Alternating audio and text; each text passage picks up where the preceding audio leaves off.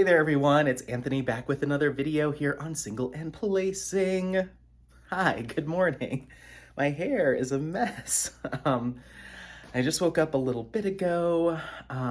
It is Boxing Day, the day after Christmas Day, which honestly I didn't really know was a thing until I did my Christmas premiere late last night. So mine went up at midnight my time, and then I ended up staying on for a couple afterwards, just working on my kit. So I went to bed pretty late, and it's pretty early this morning. However, I promised Apollo that we would go on a hike today.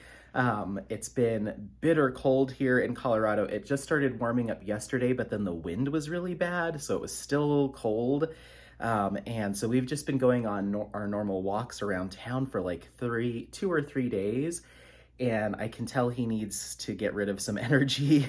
I'm also dog sitting for our roommate downstairs, and so they're outside going potty. So he does get a lot of energy out just up here, running around constantly with Bowie is the English, I think he's an English bulldog. So he's been getting his energy out just running around in the backyard and hanging out with him. And I'm watching him for like another week and a half. So they'll have plenty of time to play. But we're gonna go play in the snow, I think, today a little bit. I don't think Bowie is equipped to be a snow dog. He gets cold pretty fast. Like, he goes out and does his business and plays with Apollo for a little bit, but he'll come to the door and be like, we're done, it's too cold. So I think he's gonna have to stay back, unfortunately. However, I might take them to the dog park this afternoon for a little bit. I just don't know how they'll both do in the car together. That might be chaos, so I'm not sure. We might just do a normal walk with him later, but me and Apollo are gonna go play in the snow a little bit. I still obviously need to shower. I need to get bundled up and do my layers because it's cold, especially if we go up into the foothills a little bit, but I figure I'll bring you with me on the hike wherever we end up. I don't know how into the mountains we'll get by any means. We might just stay around the foothills, but I wanted to find some snow for him to play in. Be off leash a little bit. So we're probably gonna do that, and then on the way down I might grab some lunch. I'm not sure. I had a pretty late dinner last night, so I am not really hungry, so we'll see. But yeah, I figure I'll bring you along to do a little vlog, and we'll just go have some fun today. But I need to get myself presentable, brush these teeth, and jump in the shower, all that good stuff. So I guess the next clip will most likely be us in the car making our way to wherever we're going. Maybe grab some coffee, I'm not sure. And then we'll go on a little hike, a little wintry hike. I've got to find something because he needs it. So, all right, I'll see you in the next clip. Bye. Hello. So we are in the car, as you can see. We've got Apollo down there laying. We are all bundled up. Well, he's got his fur, but I've got my layers on, and I decided that since we got a relatively early start today, it's about 8:30 in the morning, we're gonna go on a little bit of a longer haul just because we have the time to do it this time around. So I guess it's not that long. I just decided not to just do foothills right by me. We're gonna go up near Red Feather Lakes, Colorado, which is a little bit northwest of Fort Collins, Colorado. So we're going to be passing by, leaving Denver, then we're going to go up through Longmont, past Greeley, and then kind of up into and around Fort Collins, Colorado. So we're headed north. This trail is probably it's a little out of the way, but I guess the best reference is somewhere between Fort Collins and Cheyenne, Wyoming. Sorry about the bounciness. Oofda. So that's where we're headed. We've got about an hour and a half drive ahead of us, so I'll probably pop on some podcasts at a certain point, and just kind of jam out to those. Or listen along to those. I may have an audiobook somewhere that I could grab too. But yeah, it seems like a long haul just for a hike, but this is about an 8-mile hike. I think it's called Margaret Monarch or something like that trail near Red Feather Lakes, and it's about a 7-mile hike. I don't know how much of that we'll do. and dogs are allowed off leash for the most part. It said in certain areas, so we'll see. I'm not anticipating it being super busy on a Monday morning, but it is a holiday technically, so there may be some people up there, but I just wanted to pick a spot that was going to be a little bit more secluded so we could chat and Apollo could be off leash. He's got water, I've got water, he's got his lunch. I'm probably going to stop on the way and get some coffee and a light breakfast, like a little snack or something just to hold me over. I made a big thing of hot tea with honey, and I got in the car and got about a couple miles down the road or onto the highway, and I was like, oh, I forgot that, but I don't want to turn around. Once I'm kind of in the car and going, like anything I forget that's not like an absolute necessity, I'm just like, forget it. I've got my sunscreen, I've got all the things I need. According to All Trails, which is an app that I use just to look up trails and just look at the weather conditions and stuff, as of last week, they said that all the roads were clear up to the trailhead and there was just some snowpack on the ground, but that looks like it was before the storm that we had. So I don't know what kind of snow they got up north. It can be really windy up there, so there could be some snow drifts and stuff that prevent us from getting to the trailhead, but we'll play that by ear. I'm just going to be safe, and if we start getting up there and the roads are a little nasty or the parking situation doesn't look very good, then I'll probably just flip around and find something a little bit closer down near the Fort Collins area. There's Pooter Canyon, which is a canyon that runs out of Fort Collins, and there's lots of trails and stuff, and those are usually pretty well kept because it's a pretty busy road that goes through Pooter Canyon. So I'll just play it safe, but I'm not anticipating anything too crazy, especially since it's been warm for the past like 3 days.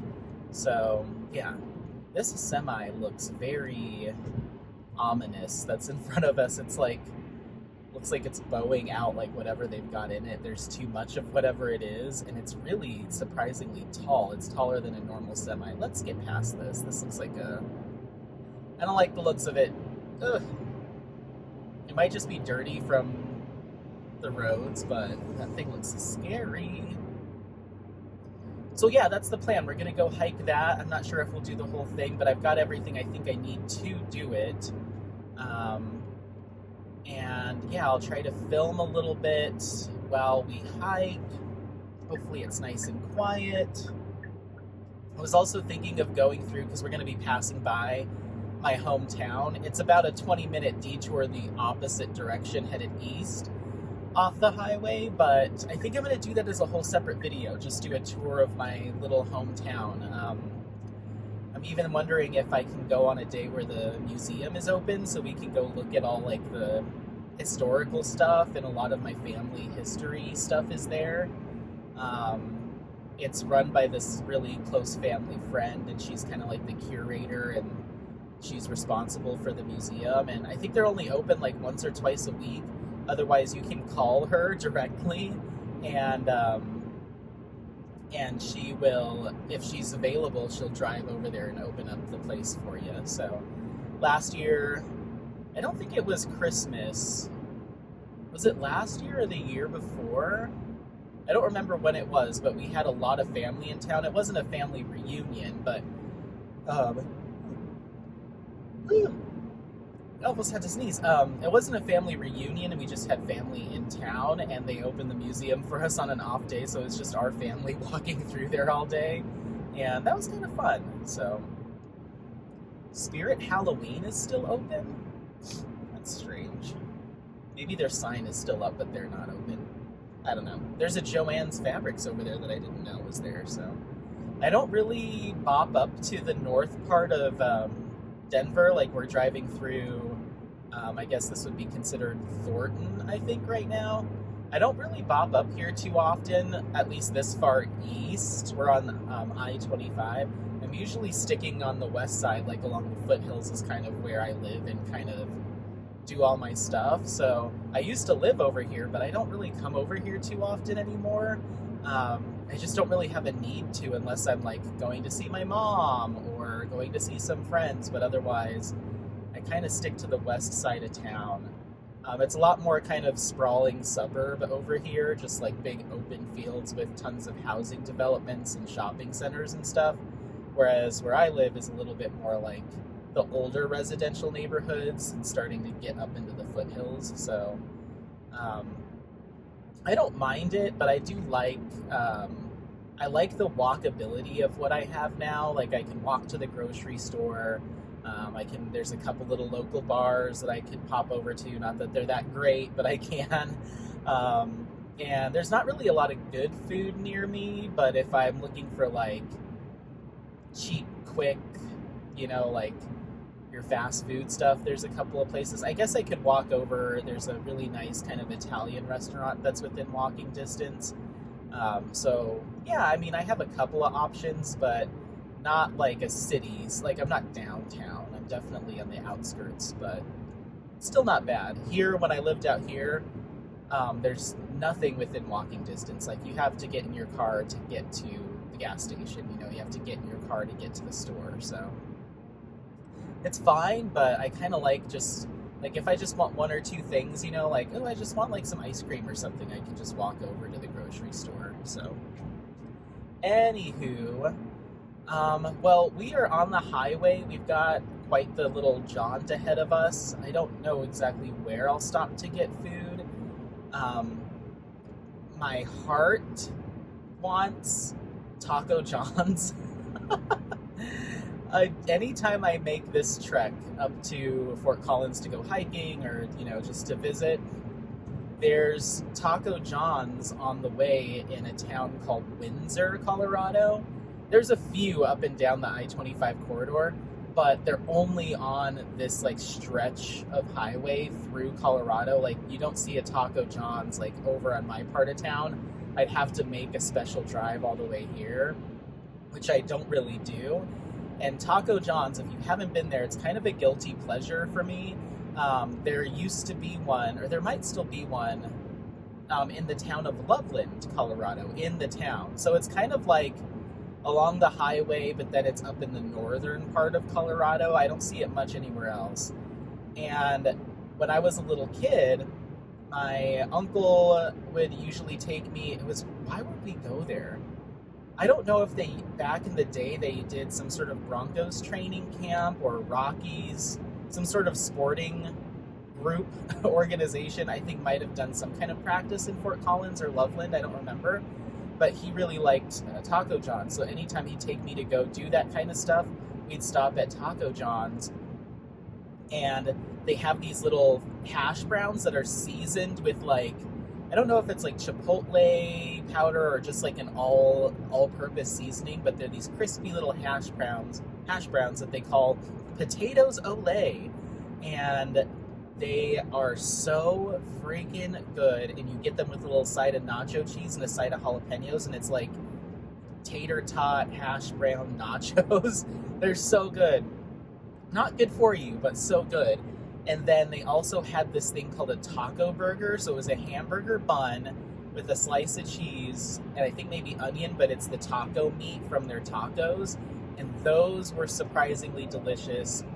And then they also have these kind of stuffed quesadilla things. It's almost like a crunch wrap. Think of it like that, but they put all sorts of different stuff in it. So it's all good, but I rarely get to enjoy it because I don't go up that way that often. Like it's rare that I'm making this trip.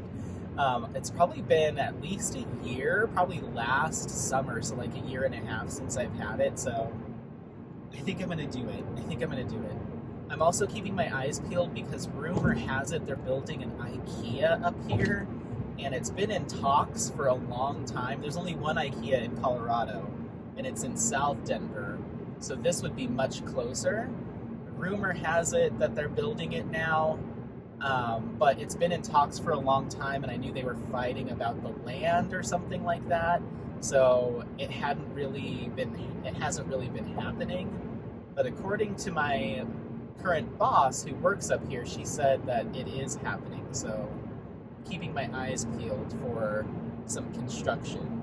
So we have like a Top Golf over here, a whole bunch of stuff over here. But this used to be my stomping ground, like this out in the middle of nowhere shopping centers, and I lived like right over here. Um, let's see, there's a pretty big cement structure up here. Let's see. But there's just so much housing sprawl up north here that it's really becoming its own little separate city. Ooh, that looks very IKEA. Let's see. It's just a big cement box just stuck in the middle of a field, which will soon all be houses. That's gonna suck for these little. It's just like a cute little housing development, very residential, and then this big old. That's gotta be it. It looks very IKEA-esque. Oh, that's gonna suck for them. That's gonna suck for those little houses. Yep, that looks like it. Wow, it's really out here. Huh. It's going to be really good for the people. There's so many people that commute down from Cheyenne to do their shopping and stuff, even further north than that. I know people from like Nebraska, from, is it Rapid? No, not Rapid City. No. I don't know. There's some place in Nebraska that's probably about a 3-hour drive from here. That I know a lot of people will make the trek, like when they have their big shopping days, like maybe once every couple of months or once every few months, they'll make the drive into Denver to do their big shopping, their Costco hauls, their IKEA shopping, all that stuff, and they usually have to go all the way down to do that. But now we've got an outlet mall up here. We're going to have an IKEA, so it'll chop about an hour's drive off of that for people from those areas that want to come down into the city. Scottsbluff. People come down from Scottsbluff a lot. So, yeah. There was a time, a very short 6 months, that I lived in Nebraska outside of a little town called Alliance, Nebraska. I don't know why I made that decision, but I decided I was going to house sit for a lady in Nebraska who I met through some friends, and she took a job in Afghanistan working with her husband on a year-long contract, and then I was to live at her house and house sit and dog sit and just kind of be the groundskeeper. It was a pretty large property with a couple of outbuildings, and she had these two big I think they were Great Pyrenees. I don't remember, but there's these giant long-haired dogs. And so I would groom them and just care for them. She ran a grooming shop out of her house, so I would take them down there to groom them every once in a while. But I was living down there by myself. It was an unincorporated outskirt of Alliance, so the population was like 20-something maybe. And it was just the most isolating time for me. I don't know why I thought that I wanted to do that. If I had been diamond painting, maybe I would have been a little bit more sane. But luckily, she had a gym in the house, like a small gym, just in the basement, nothing fancy. So I was like in really good shape during that time, because all I was doing was just running and working out and running and working out and just like obsessing over my health stuff. But at the same time, it was just like super depressing because I didn't have any friends out there or family, and then my grandfather passed away shortly after I moved up there, and so it was just a mess. It was just an absolute mess. So after 6 months, she was also pretty miserable in Afghanistan, not really enjoying it. So it was kind of a mutual decision. I definitely am the one that like kind of made it happen, because I was like, I'm getting out of here. Like, my grandfather just passed away. I need my friends. I need my family. I kept driving down back here to Denver like every weekend. I'd be down here. And I felt so bad because then I was outsourcing watching the dogs to her cousin that lived up there. And I'm not sure why she didn't just ask her cousin or her family members that were up there to help out. I think there was some trust issues there with her family. But she always said, in case of an emergency, this person can watch them for a day or two if you need to come back into Denver. And I was like calling her every weekend, like, come watch the dogs. I got to get out of here. And so I was driving back and forth to Denver like every weekend. Like I said, it was about a 4-hour drive each way, and it just wasn't really tenable. I wasn't working. I should have gotten a job while I was up there, but she was paying me a decent amount, but not really. It was like barely enough to get by. It was just, I made a lot of mistakes with agreeing to do that. I was just in this place here in town in Denver where I was just like wanting to create some distance, and I was just going through some stuff. So when that opportunity popped up, I was like, yeah, get me out of here. And it was a total mistake. So I ended up coming back, and luckily my my landlord at the time was a really good friend. I always get really lucky renting from friends, but when I moved back, there was still a room available. He hadn't rented it out, so I basically got to just move right back and pick up where I left off. It was just a weird blip. I do want to move again and just experience a new part of the country for a year or two, but definitely not unincorporated central Nebraska. I think Oregon coast, Washington coast, somewhere where there's a beach and some rainforesty atmosphere, where Apollo can really have a good time too. I think that would be my next course of action. In fact, I don't know, I really enjoy my job, obviously. I really love working there, and I can see myself there long term, but, you know, I do want to see another part of the country before I, you know, really settle down, I guess. So, I don't know, I've been tempted to just take a little peek at some, you know, 100% remote options that would allow me to make that move, and, you know, just get some bills cleaned up, get some debt cleaned up, and then look for a place. I even popped on Zillow Rents on Christmas Eve, so a couple of days ago, just to kind of take a peek, and I found some really affordable places, like really close to the water. But of course, these are like sleepy little industrial fishing towns. You know, there's not a lot of industry in some of these locations, so that's why I would want to find something remote, so I'm not relying on that specific community for income, because some of them seem a little like, you know, people are moving to like Portland or bigger cities and stuff, so they're starting to kind of dwindle. But I just want to move to one of those locations for the atmosphere, as opposed to like, ooh, this is going to be a real cash cow for me. I want to live in a place that, you know, has some sunshine and stuff, but also like, you know, the fog rolls in, and I think I can manage a year before I would want to come back to the mountains. So anyway, let's see, what else? Why were we talking about all of that? Oh, because of Nebraska and moving around and stuff. So yeah, now we're just kind of coming through. This is called Firestone, Frederick/Firestone. So there's this little area, and then we get to Longmont, and then Loveland, and then Fort Collins, and then we'll be there. So yeah, it's a nice drive. It's I-25. It's, you know, you bop right up there, 80 miles an hour. You can shoot from Denver up here really quickly.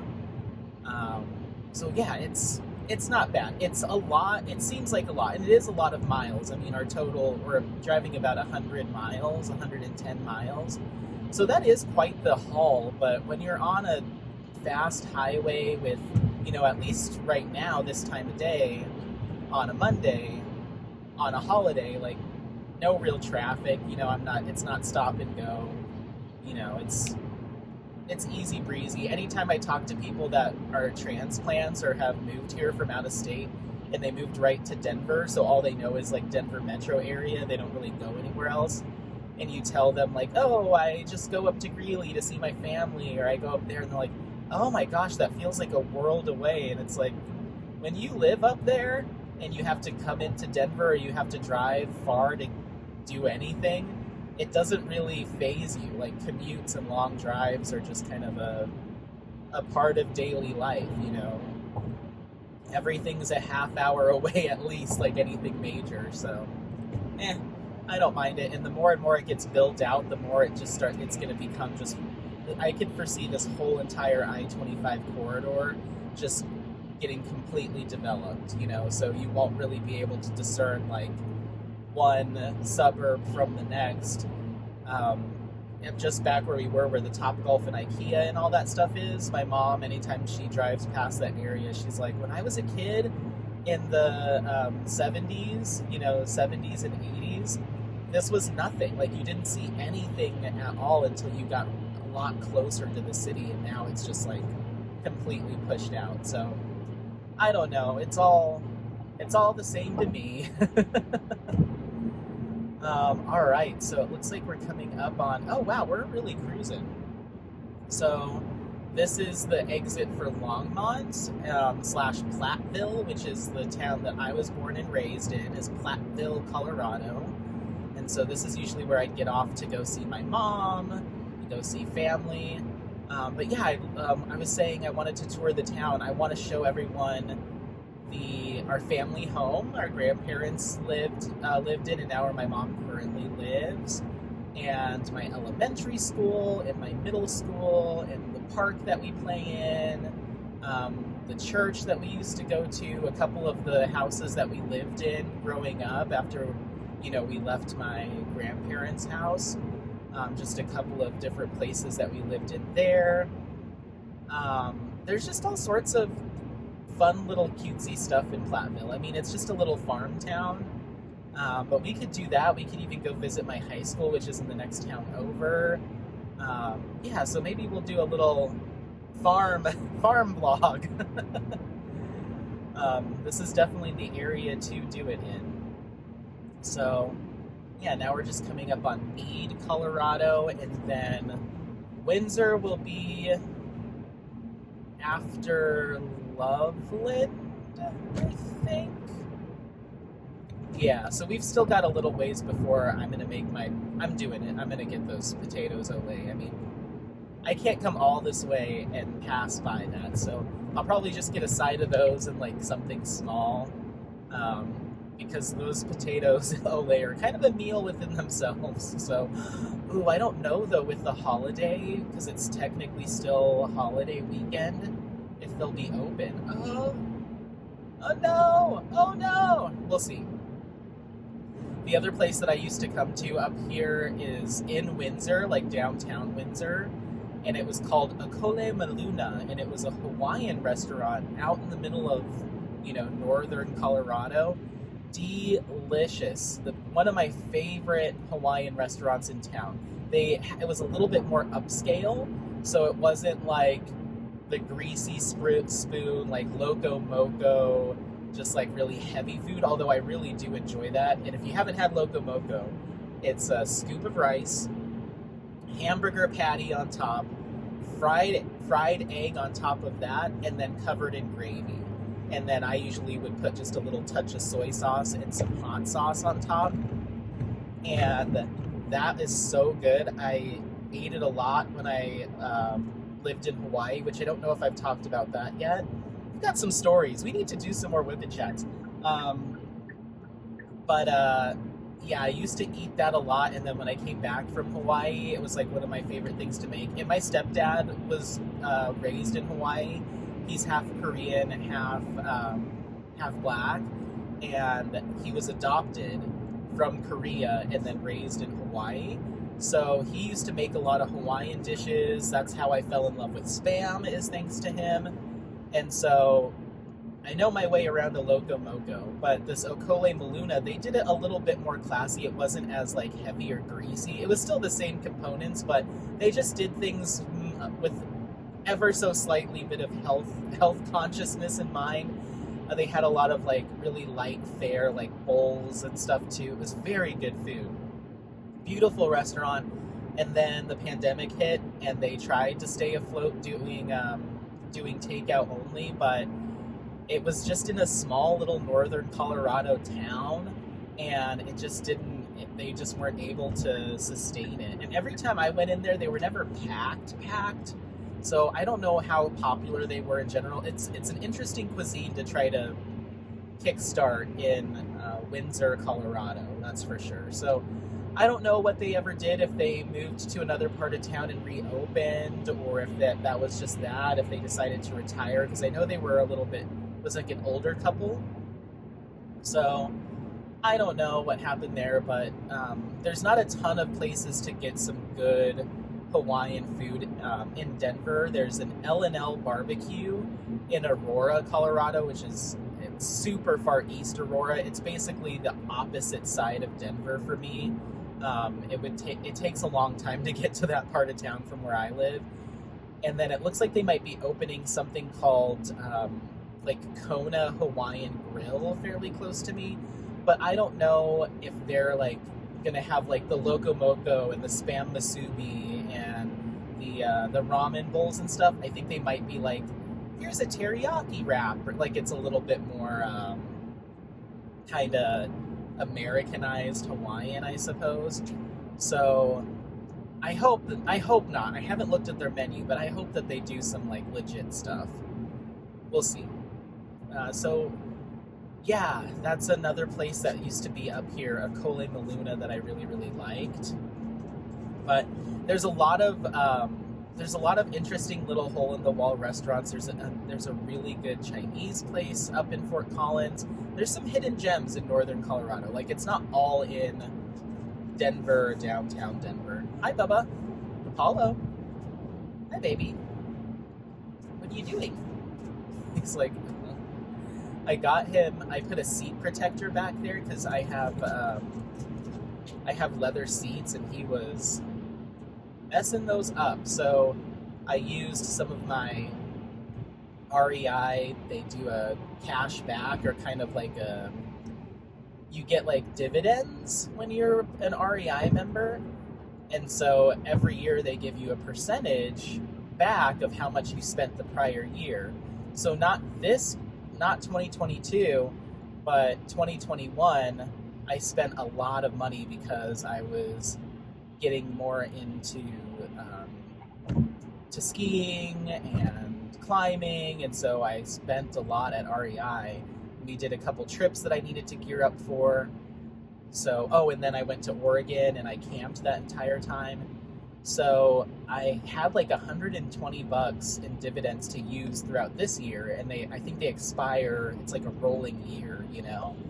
So I hopped on there, or hopped on the website and got him a backpack and then this seat cover, so it just kind of blankets it, and it's got a couple of pockets, but it's this kind of nylon-y, it's almost like a plasticky material. It's a fabric, but it's meant to be waterproof and dirt-proof, and so it's just kind of slippery and slidey, so if I do take a turn pretty good, Apollo just goes like that. I need to get him a dog seat belt. People have been telling me to get one. Ooh, maybe I'll put that on my list when we get home. I said I was going to get one, and I had it on my list, and then I never did it, so I need to get one. Just in case, if anything happens or I have to brake really hard, then he's good. But it's not the most comfortable fabric for him, I think, and so he'll lay down like that pretty much the whole time we drive, but sometimes he'll get up and walk around and reposition, or he'll get down on the floor and lay there with his head on the seat, because he just doesn't. I don't think he likes that fabric very much. He's getting used to it though.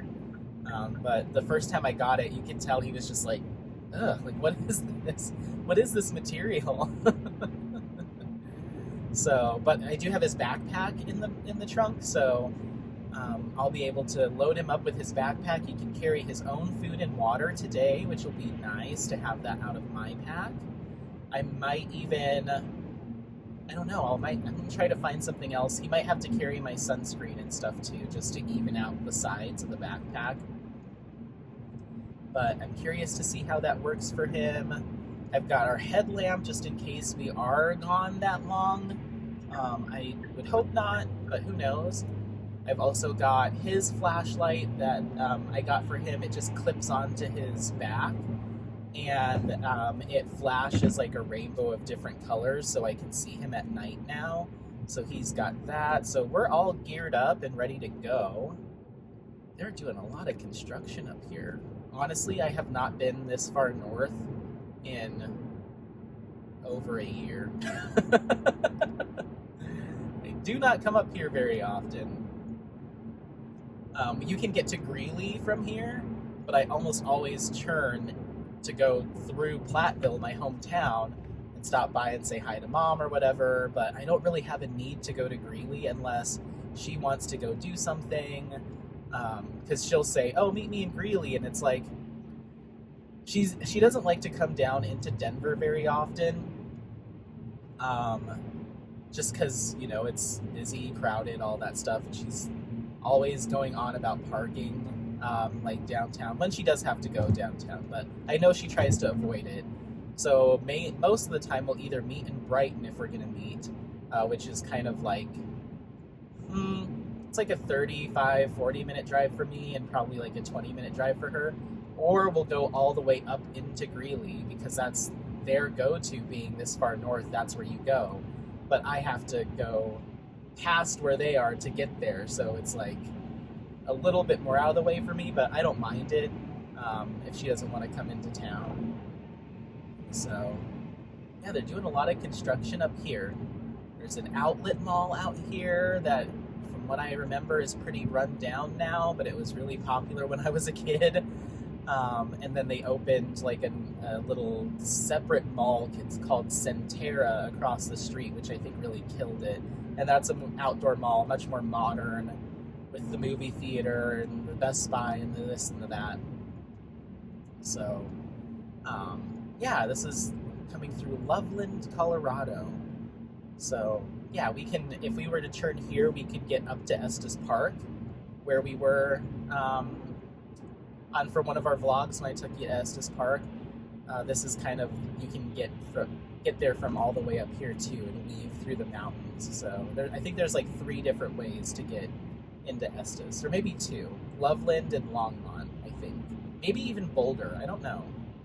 Anyway, so all right, well, we're not quite to my Windsor exit, but we're close enough that I think I'm going to let you go for this clip. I mean, this is going to probably be a long vlog because I've been chatting your ear off here. We haven't even talked about anything diamond painting, and I still have to give you all those updates.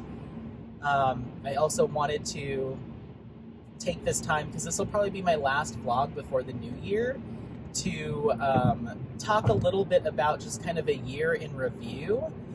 So just like covering some hits, some misses, that type of thing.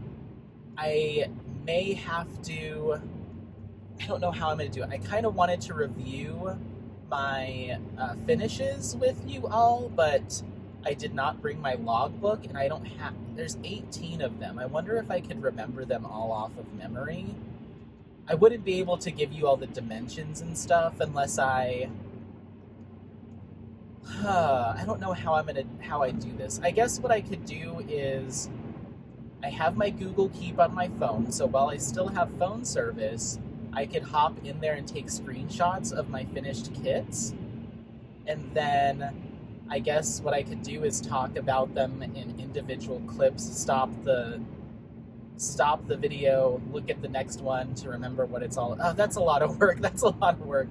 So that might have to be a little separate video that I'll do early next year, is just like a year in review, talking about my finishes and the dimensions and what I liked and didn't like. I'd like to do that. I think that'd be kind of fun.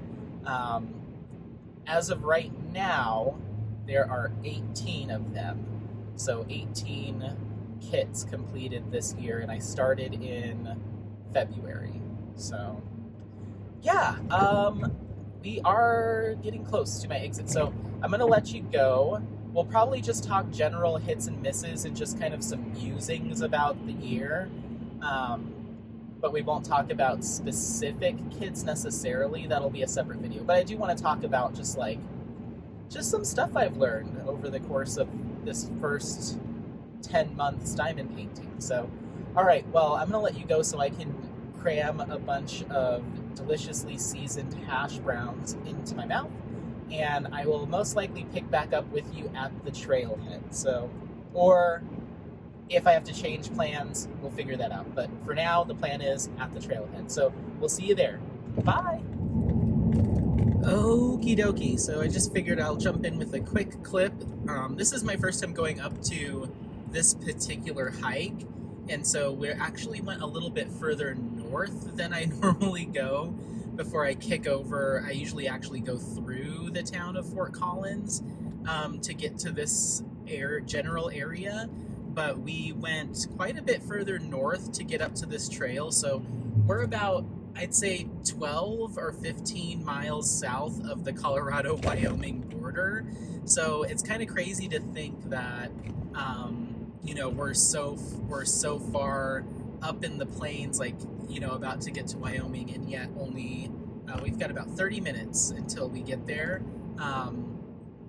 We're going to be in the mountains, and you can see the foothills and kind of the Rockies up ahead of us. So we're headed straight up into that, it looks like. So I'm excited. Like I said, I've been to this general vicinity, Red Feather Lakes area. I just haven't gone this particular route, so this is new to me too. But it looks like there's a lot less snow over here.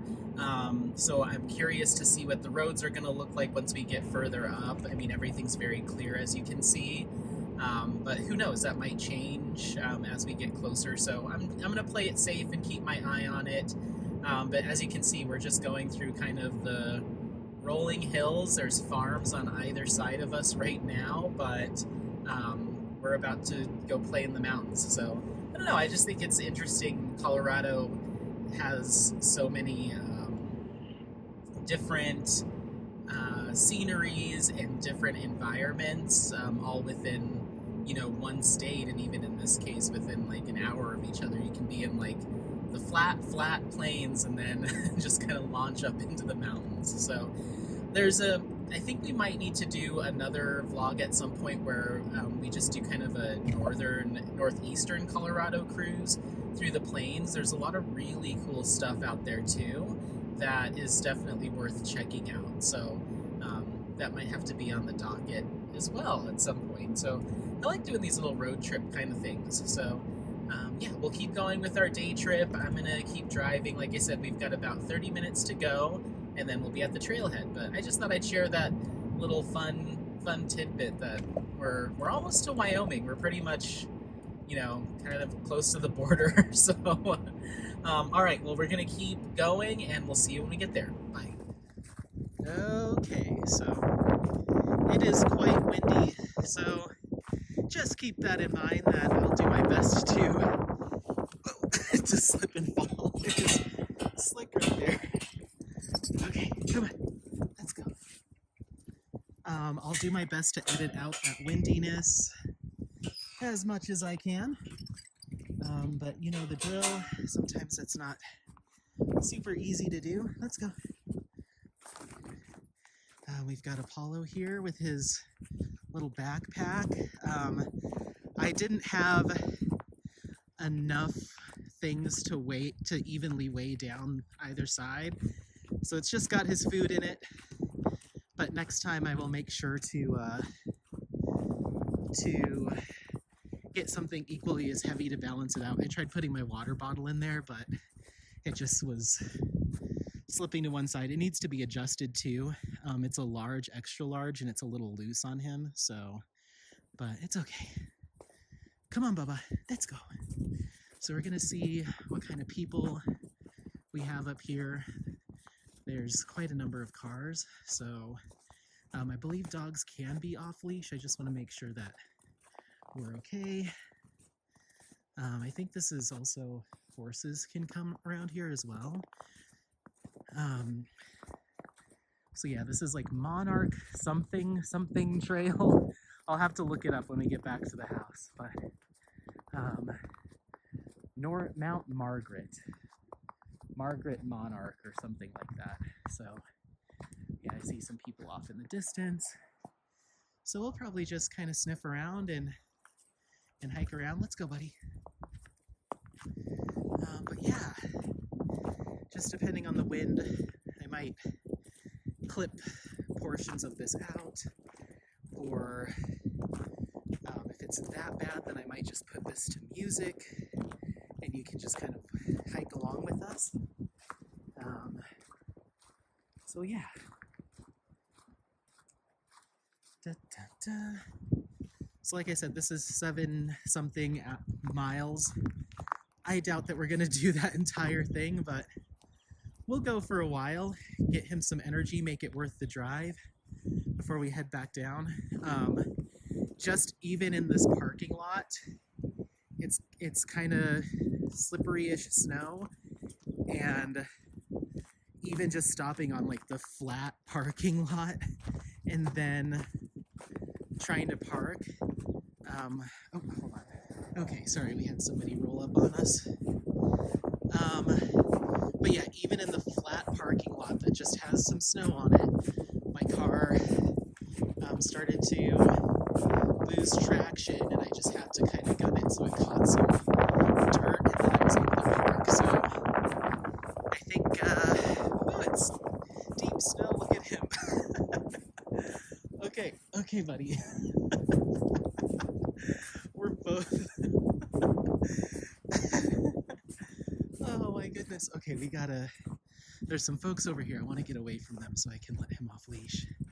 But yeah, so I'm getting new tires. I can't. There's just no way that I can do what I want to do in the mountains with my tires the way they are. I've had them. I need to be better about rotating them.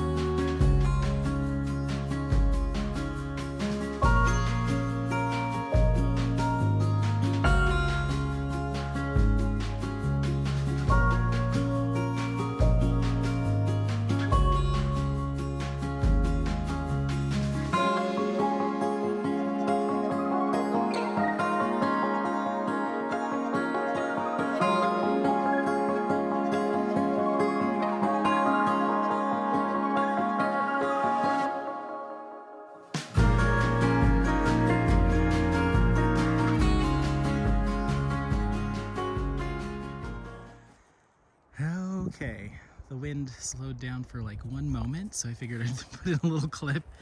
Yeah, Apollo's just running around, having fun, eating all the poop, which I've learned to I have to get over it. The only way to prevent it is to keep him on leash the entire time and keep my eyes glued to the trail to make sure that he doesn't snag anything, but it's just, I'm really hoping he grows out of it soon because it's gross. But anywho, came back on just to say that, ick. But yeah, it looks like there's been a decent amount of people up here since the last time it snowed, but not too many. But you can see it's just big old wide open space here that we're hiking through. What do you see? What do you see? Let's see if he'll chase a snowball. You ready? You ready? Go! Get it! Get it! Get it! Okay, come on. Let's go. Oh, good boy. You're like a little Paw Patrol. I don't think I've seen anything from that show, but he's giving me lifeguard or like snow rescue vibes with his little backpack. Like, I'll come save you. All you have to do is just poop. and I'll find you. Jeez. This dog, I tell you what, if you have any tips on how to train for him to not do that, because he's done it ever since I got him, and it just really grosses me out. I should have brought a breath freshie in the car. Oh well, I'll just give him plenty of water. So, yeah, here we go again. Whatever. I can't stop it. Let's go, buddy. Come on. So, anywho, I wanted to talk about diamond painting stuff and like cover all of that, but with the wind, it's just like, I don't know how many seconds of talking I'll get before I can't clean it up and all that stuff. But yeah, I don't know. I think what I'm gonna do is make this a longer vlog, like a end of year 2022 Vlog-stravaganza. I don't know. It'll just be a really long one because I'm gonna intercut these clips. Sorry. These clips with some music when they're unable to be cleaned up. And then you'll probably also see me working on a couple different kits. I've got Her Summoning by Diamond Art Club and Ivy Dollamore going right now. I've also got Winter by Alphonse Mucha and Diamond Painting Shop. And then I have Cozy Evening from Abraham Hunter and Diamond Art Club. I've got all of those whips going. And I think I have time lapses from all of them, so I might just throw a few of those in here in between the clips, and then we'll probably do a whip and chat or something when I get home, so I can do that recap of 2022. I was going to do a separate video, but I'm like, you know what? I wanted to do that before the year ends, and oh, I'm breathing heavy. Apollo, let's take a break. We just came up that little path, and I'm just like, oh my god. So I kind of wanted to do that before the year ends, so let's just do a big old vlog-tacular. We'll get back to the house, and I'm going to go through my 18 finishes and touch on them a little bit, and then also touch on just some highlights and lowlights, I guess, of my first year of diamond painting. So we'll do it all together. We're gonna do one big old long vlog. So if you're at home during this time of year, or have some time off, or if you just need a good long 2-hour vlog, whip and chat, then this will be a big one. This might be, I don't know, I've done some really long ones, but this might be my long one for the year, just with all the stuff that I want to include in it. But just with the wind and the fact that I don't have all 18 kits memorized, I was thinking in the car as I was driving, like thinking more about it, and I was like, oh, can I list all 18 in order? And I was like, no, there's a couple that tripped me up, so I need to reference my logbook. But I hear some dogs barking in the distance, but I don't know where they're coming from. I just don't want it to be hunters. I don't know what season it is, if any, right now. So yeah, but anyway, with my current whips, I guess I'll go through those. And then when we get to the house, it'll all be about the review. Look at this dog. Apollo, come on, let's go, let's go. Oh, you little snow bunny. Oh my goodness. He hears that dog too. He's like, what is that? You want to come get it? What is it? Get it. Come get it. Come get it. Oh, what is it? Get it. Get it. Get it. Oh, what is it? Oh, over here. Get it.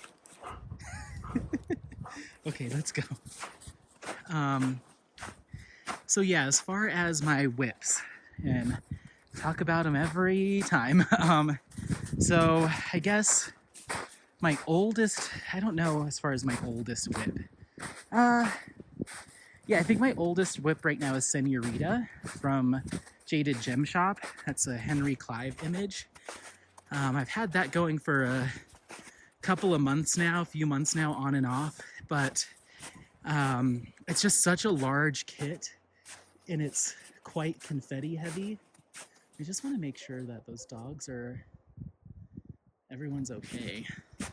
I just keep picturing in my head like a dog getting like accosted by a bear or something. It makes me want to go over there and see what's going on, but also not want to go over there and see what's going on. We'll see if it stops.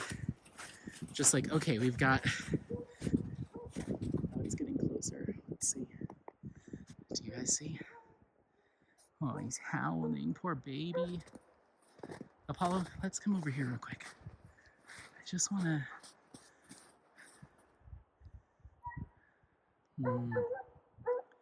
see, that sounds like distress.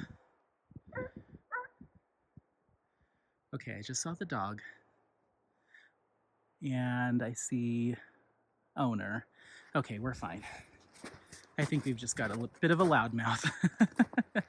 Okay, so as far as my whips, Senorita from Jaded Gem Shop and Henry Clive, that one is just such a big canvas and it's very confetti heavy and it's square, so it's just going to be a time-consuming project. It's something that I was focused on pretty good for like a few weeks there. Like I was really making some strong progress, and then I decided to set it aside. Okay, sorry, we were talking about a kit, and then I turned the corner and I saw some wildlife, and I got a little bit of a closer look, and it was some moose and some deer, all just kind of right near the trail. See those two people walking off? I'm gonna let them get ahead. They said that they saw them run off, but I'll let them be the sacrificial moose moose fodder. So I'm gonna let them get a little bit ahead of us, and then I'm gonna get behind them. I think that I did see one of them walk away, but you can never be too careful, to be honest. Like my instinct when I saw that was to stop, put Apollo on his leash. He was very good about coming back to me, and I was pretty content with just flipping around and just being like, all right, let's find a different path or something like that. But we'll just let these people kind of be our bait. I don't mean it like that, but you know what I mean. Like if I see them stop, then I'll stop, because I do want to keep going. You know, we've only been hiking for, you know, not too long, so I do want to get our money's worth from the time and the drive. But anywho, let's see. What did you find? More poop, you little poop man? Okay, let's see. So they were just standing like right over here in this little thicket.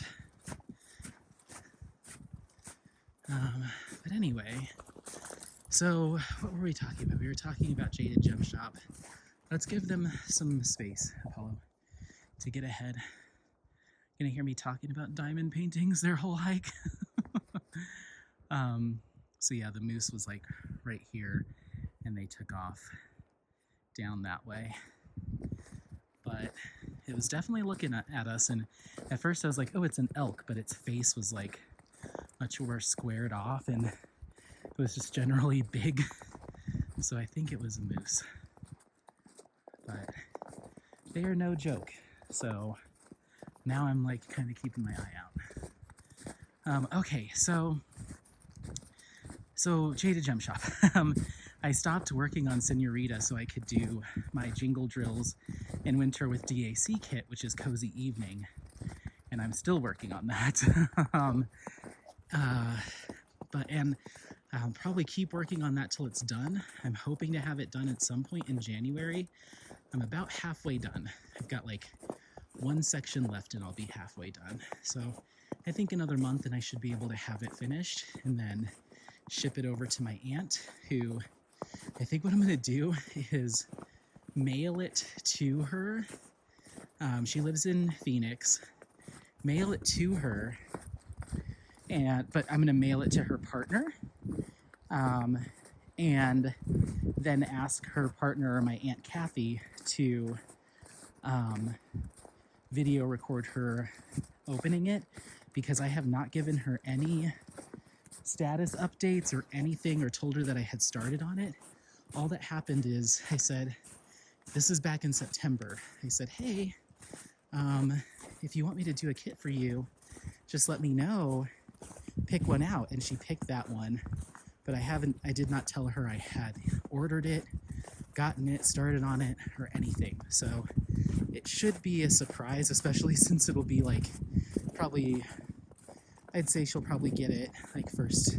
This is me just hypothesizing, but like the first week of February. So if I can pull that off and have Aunt Kathy send me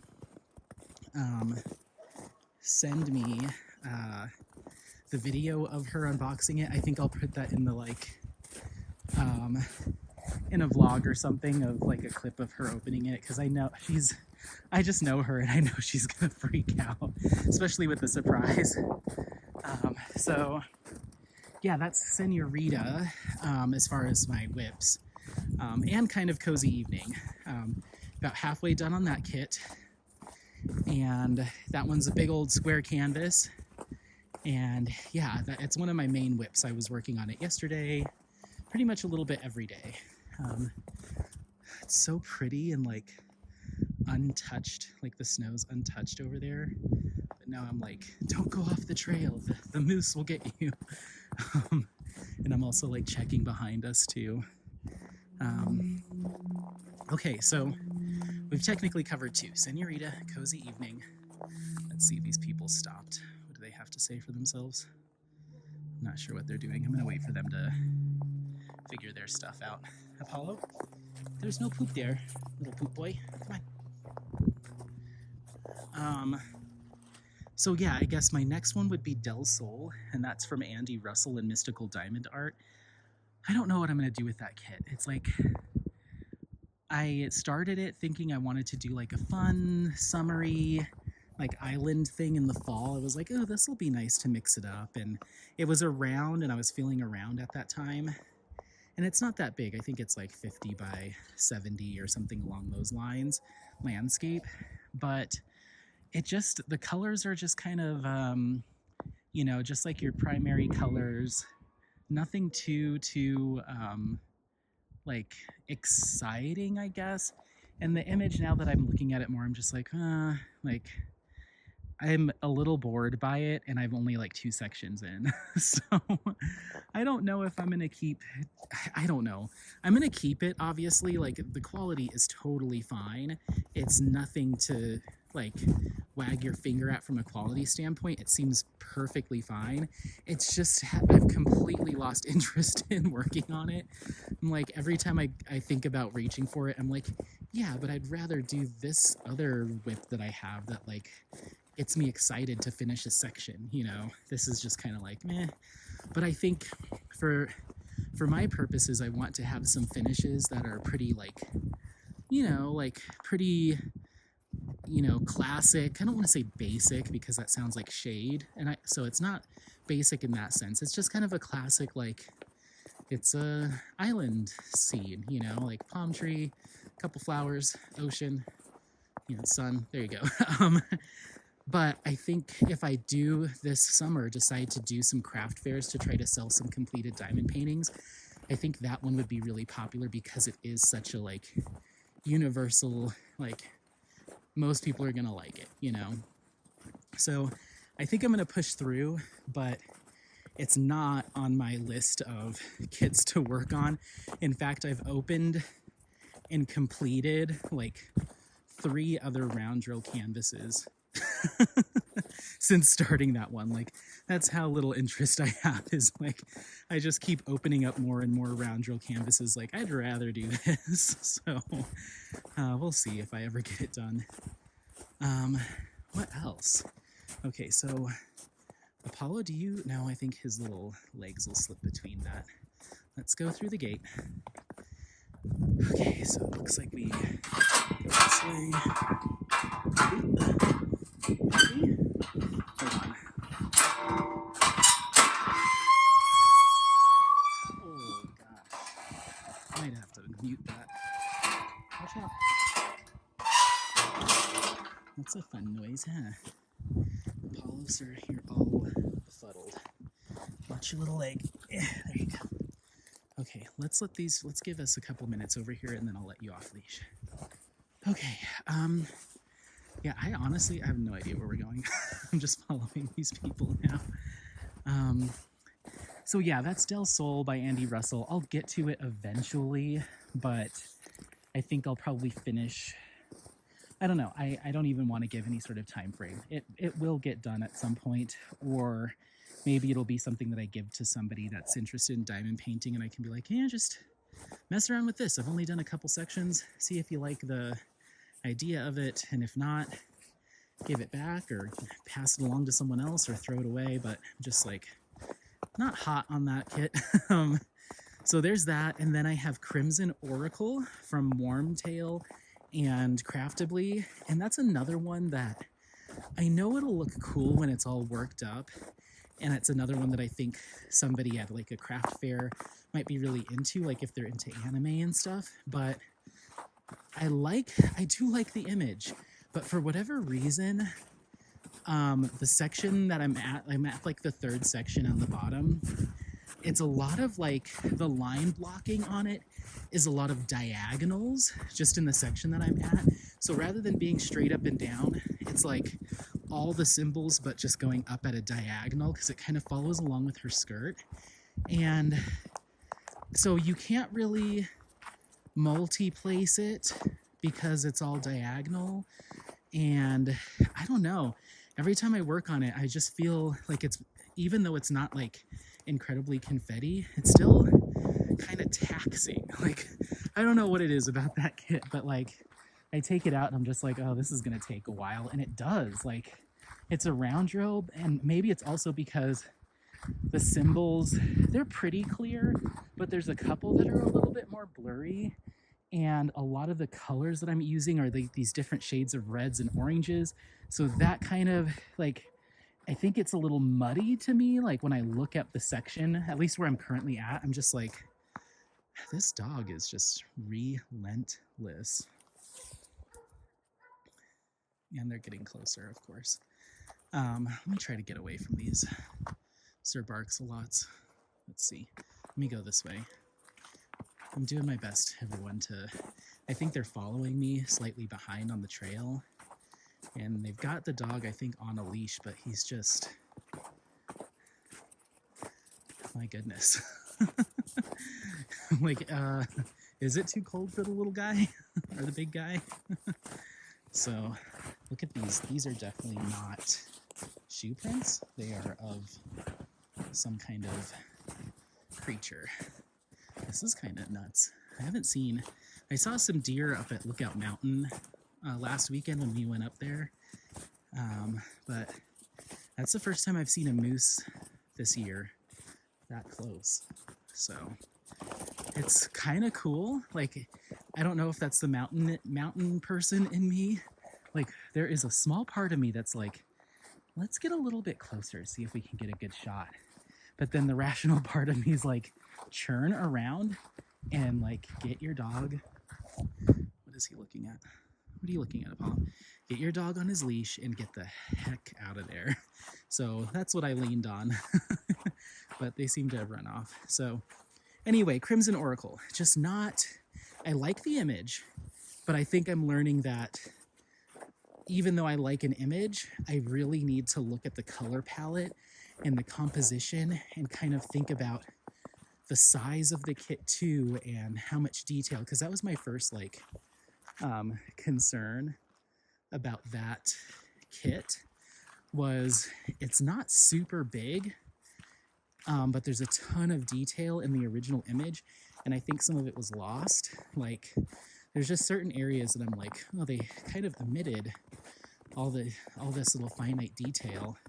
And I mentioned that in the unboxing, and Craftably actually reached out and commented, and they're like, well, keep in mind that certain people like certain sized kits, so we like to have a variety for everybody. And I was like, noted, I get that. But I guess that's not me. I would prefer more detail. Hold on. I see. That's a dog. Okay, hold on, everyone.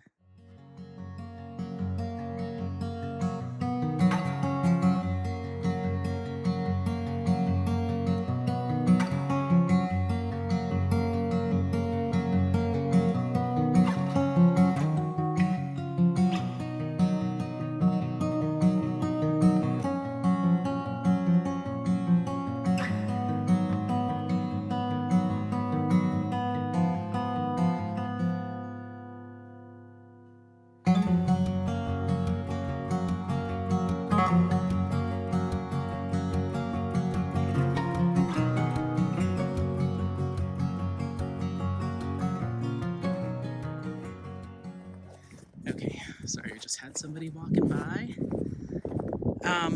But yeah, I think I would prefer to see the original image given as much detail as it has, and then go as big as necessary for that, rather than like kind of taking things away or kind of removing detail for the sake of the size. Like, I'd rather find an image that will look as close to the original as possible, for that size. You know, just a smaller image or less detailed image might lend itself better to a smaller kit. But I get it. I get where they're coming from. It just, you know, to me, I'm just like, well, lesson learned. You know, I don't think I'll go for like the smaller kits from Craftably. So, like, basically anything like 60 by 80 or like 50 by 70 or less, I probably just won't order from them, for just because I would be concerned about how much detail I'm going to be losing. So no knock to them. I have Ronin Rising, I think is what it's called. I actually traded with someone for that, and that's also by Wormtail, but I believe that image is much larger, so I'm excited to see what that looks like. And then I have another one that's like Sunset Crossing, I think, and that's a big canvas as well, and once again looks fabulous. So it just depends. Every company does things a little bit differently. I don't know if they do any hand charting there at Craftably, but that can sometimes help too, to retain some of that detail in a smaller size. I'm doing everything I can to get away from this dog, and I just hear like loud yips like off in the distance. I'm like, oh my god, they're following us. I'll see how far down we go along this path, because we've been going downhill for a little bit, and this is not going to be fun to hike up. Come on, let's go. If I don't see anybody here in the next couple minutes, I'll probably let him off. So that's Crimson Oracle. Another one that's like, I'll get to it, I'm sure. Once again, just like Del Sol, like, I don't plan on throwing them out or anything like that, but they're just not like, they're not kits that I have been reaching for quite some time, like months. So I don't know. Maybe I just needed that break from them, and maybe when I get back to the house, I'll pick one of those too to work on, just to you know, say I've made some progress on them.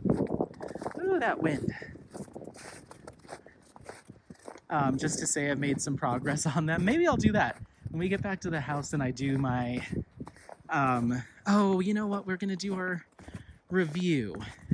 I'll have a kit out in front of me. Maybe I'll put a couple drills down.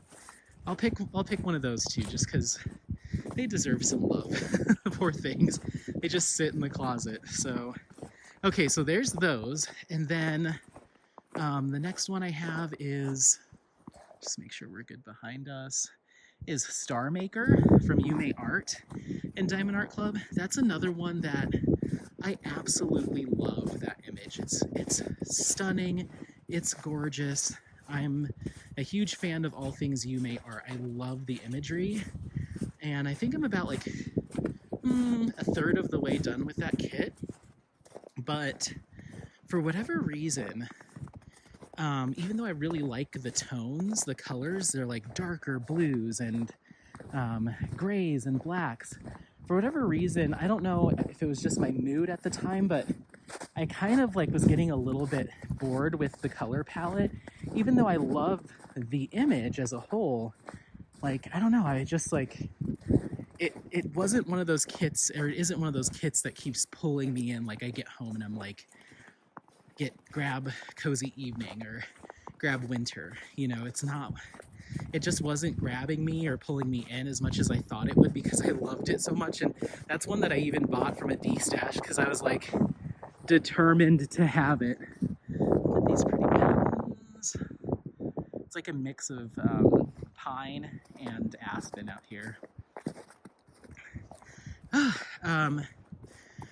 So yeah, I love the image. I think it's absolutely stunning. When I saw Christiane finish it, I was like, I have to have that kit.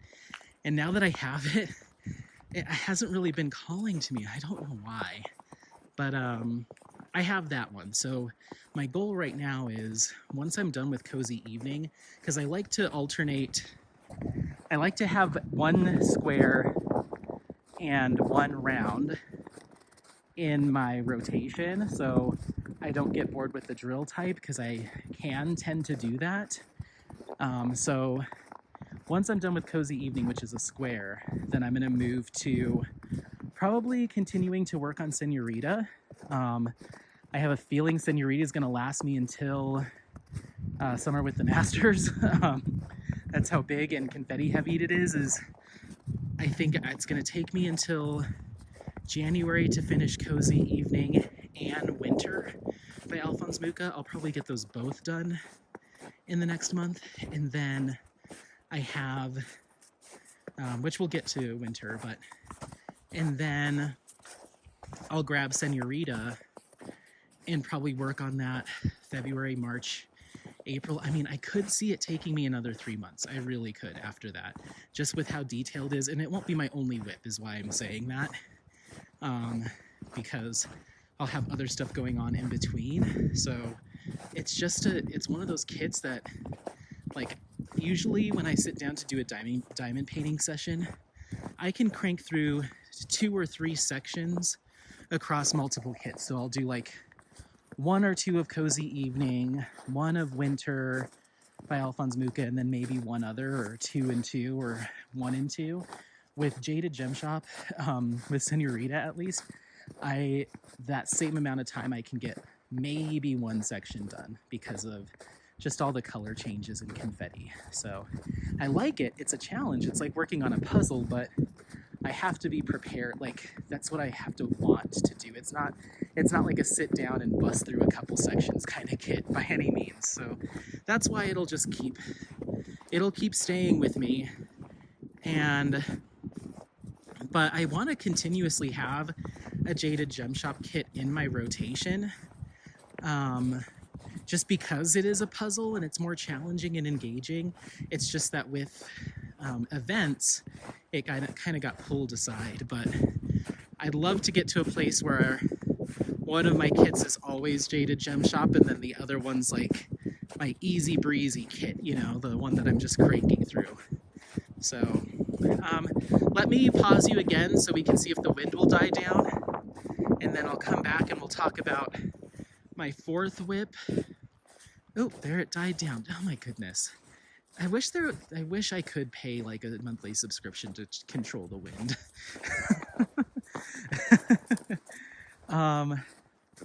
So what was I gonna say? The next whip that is in my stash. So we've covered Crimson Oracle, Del Sol, Star Maker, Senorita. Okay, so then my next one would be Cozy Evening.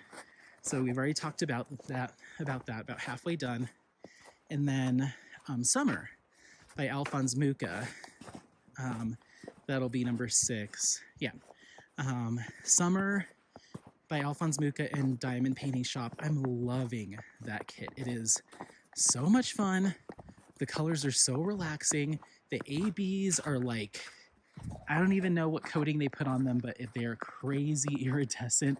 They're they're like, I don't know. I was working with the ABs from Diamond Art Club on a, we'll get to it, but my last whip, and I was just like, these seem so wimpy compared to the ABs from Diamond Painting Shop. Like, they're the same size drill, but they look so much more substantial and like pearlescent.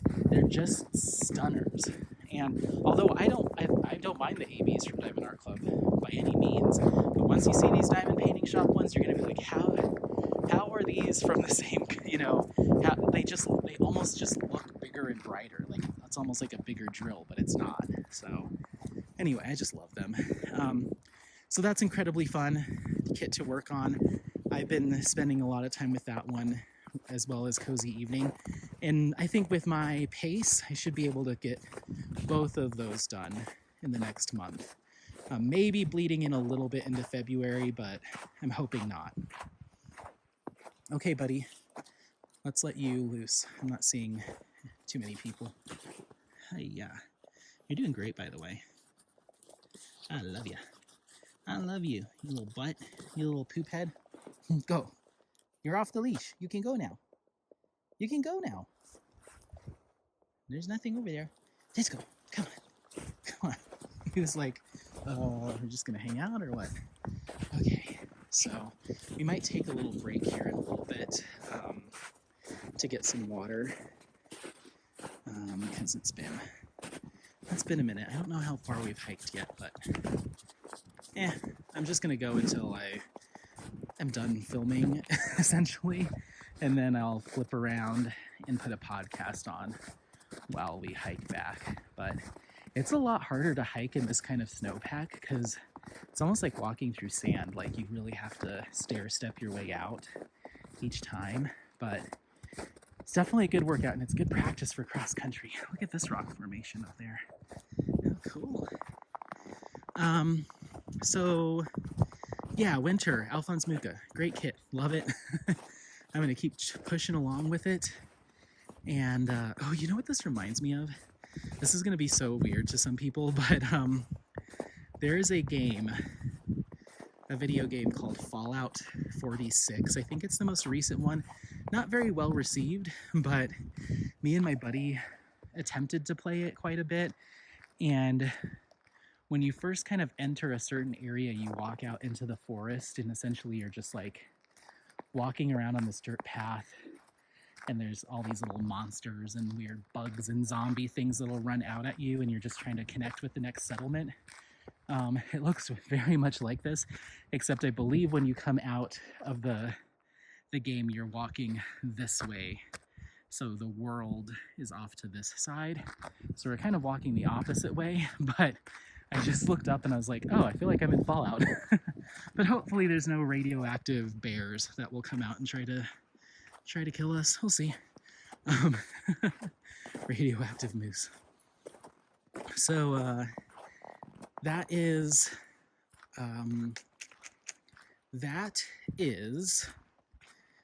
what were we just talking about? Oh my gosh, that's winter. Winter from Alphonse Mucha Diamond Painting Shop. Okay, so my last technical whip, and there's one more after this, so stay tuned. My last one that I have drills down on is from the Black Friday and Cyber Monday haul that I did. I picked one kit to start on right away, and I ended up picking Her Summoning by Ivy Dollamore and Diamond Art Club. So that is a round drill canvas. It's only like a 60 something by 50 something, I think. So it's actually not too bad. And of course, my drills from DP with Sparklers came in 3 days. So anytime I order from them, I'm like, okay, great. That buys me some time to make some progress on these other kits before those come in, and then I can finish, kitting up my enhancement drills and starting. And then I don't know why I think that every time, and then my drills from Tima get here in 3 days, tops. So,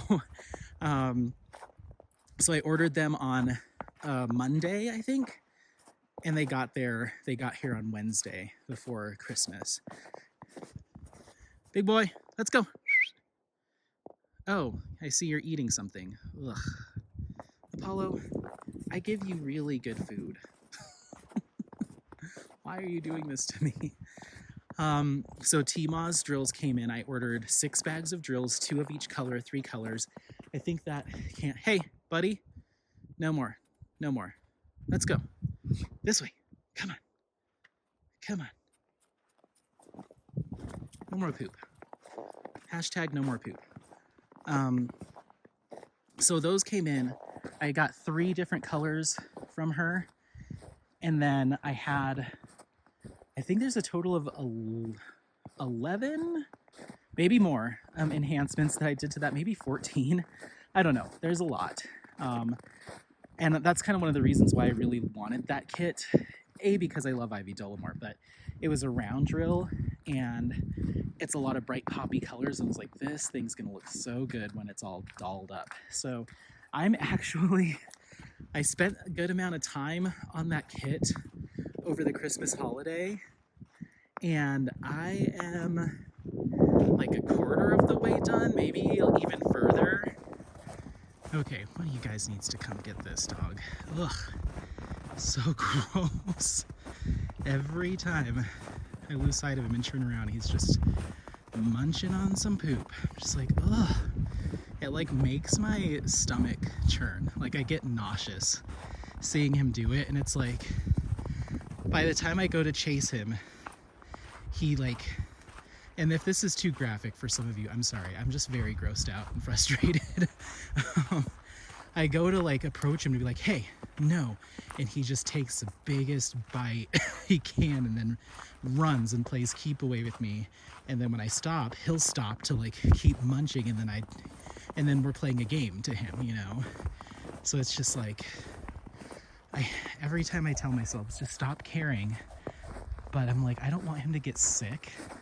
Who knows what kind of parasites and bacteria and stuff is in that? Who knows from what animal? And it's just like I said, the only option is to keep him on the leash. And then even on the leash, I need to make sure I keep my head down to kind of scan the ground. That way I know to pull him away. But I feel like that's all he's doing. Like he is on the hunt for more poop right now. Oh God. It like literally makes me want to dry heave. And then I'm like, I'm not kissing you at all. You need to stay in the back of the car and don't even breathe near me. And then we get home and he has toothpaste and a toothbrush, so I will brush literally the crap out of his teeth. And then they even have, maybe I should go get some on the way home. They have like this water additive for like fresh breath. Sometimes when it's like additives in water, I'm like, I don't know if I want my dog drinking that stuff. Like the toothpaste fine, but like it's like drinking dog mouthwash. I don't know, I just get weirded out by that stuff. There's even, at one of the pet stores I go to, there is even a so now we just need to be very careful which way we go, because we're at an intersection of several different trails. It looks like 1, 2, 3, 4 different ways to go. So I need to make sure to remember that I'm coming down this one here. So let me get over here and take a little snapshot. And you can see there's no footprints on this trail. We've been kind of solo for a while now. Okay. Apollo. Hi. Hi. So we want Mount Margaret 979. This is the way we came. We don't want whatever this is. I do want to come up here. Hi, Bubba. I just looked at the time. It's coming up on 12:30. So we've been hiking for a good long while, but we're gonna keep going. Okay. So, oopsie, sorry. So here is our map. We started here. This is where we parked at Mount Margaret, and we've hiked all of this, all of this to here. And you can see we've got all these different branches. So I want to say that looks like a trail connection here, that little squiggly. So if we were to go down East Dowdy, which I believe is this way, we could go East Dowdy to see some new stuff and then cut over and come down. I would just need to make sure that we get that right. Ooh, but we could also take Frog Pond to Dowdy Lake and then over, because then we could see the lake. Maybe we should go see some water. I remember crossing this creek. We crossed that and it was a little slippery. Well, yeah, I want to go see the water. So let's do Frog Pond to East Dowdy Lake and then kind of walk up around here and then come back down. That should add, yeah, that should be pretty good. That should put us back to the car probably around 3. Okay, so remember this, everyone. Once again, if someone finds my phone, this is where I'm going. We're gonna go, so we're headed west on Frog Pond. Then we get there, we're gonna take a left. We might go right just to see the lake, but I wanna see the water. And then we'll come back. Yeah. Okay, let's do that. Let's go to Frog Pond, everyone. Okay, this way. See, look at how good he is sticking with me. Little poop monster. If I'm over this, like if this gets to be a difficult hike, I'll probably just bounce. Okay, so that's the East Dowdy Lake, but we want to go Frog Pond to Dowdy. All right, let's see how this goes. So yeah, that's kind of what's going on as far as the trail. What were we talking about? We were talking about,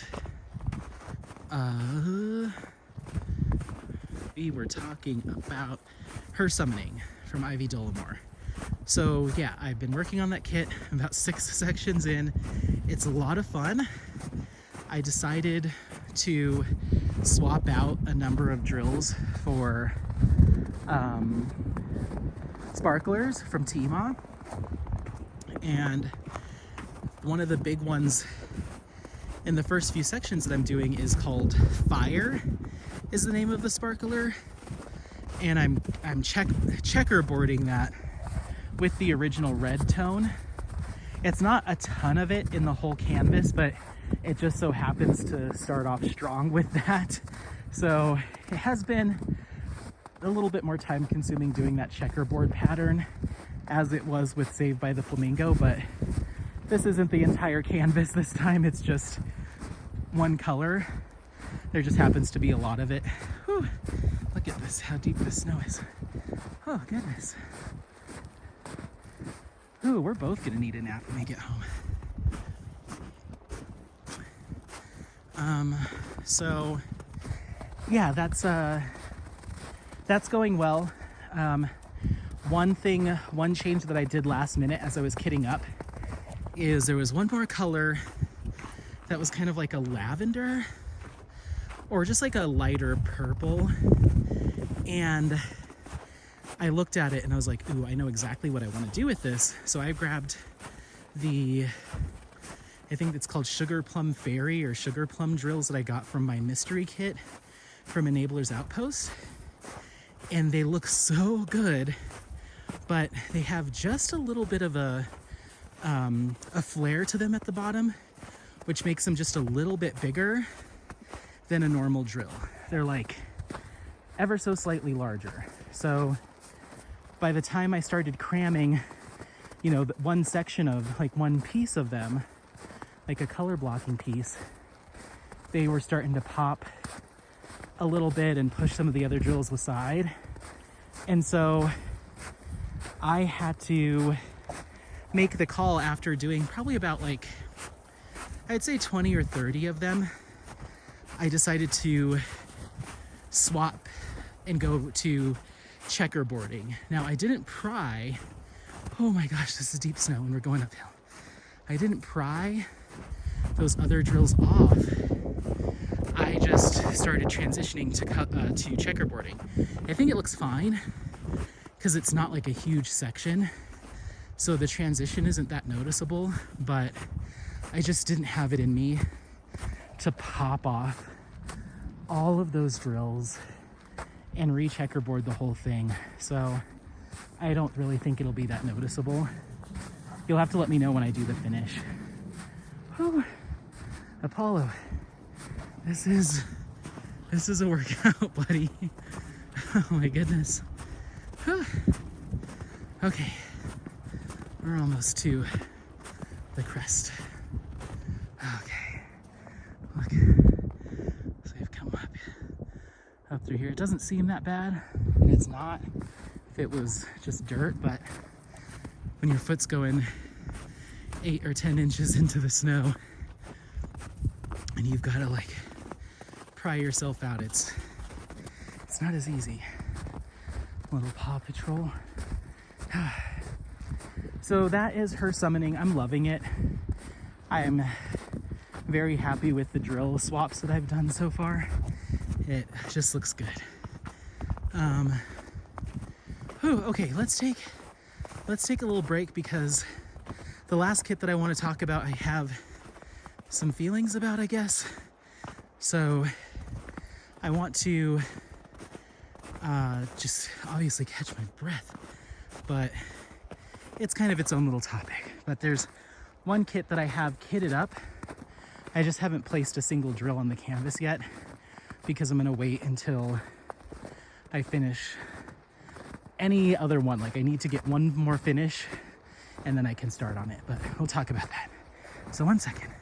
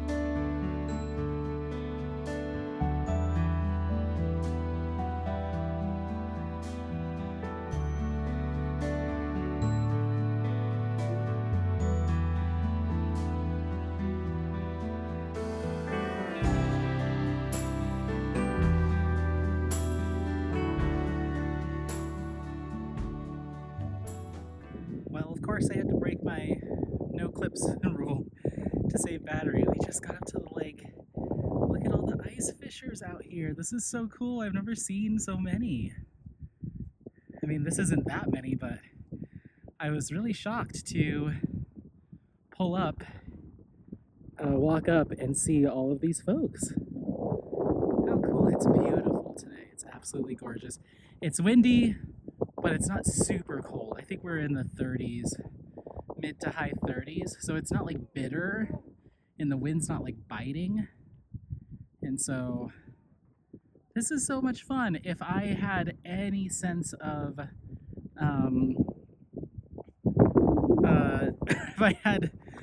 if I didn't have such a strong self-preservation mindset, I'd probably try to go out there, but I'm too scared. But anyway, I just thought this was cool. Okay, let's get to the car.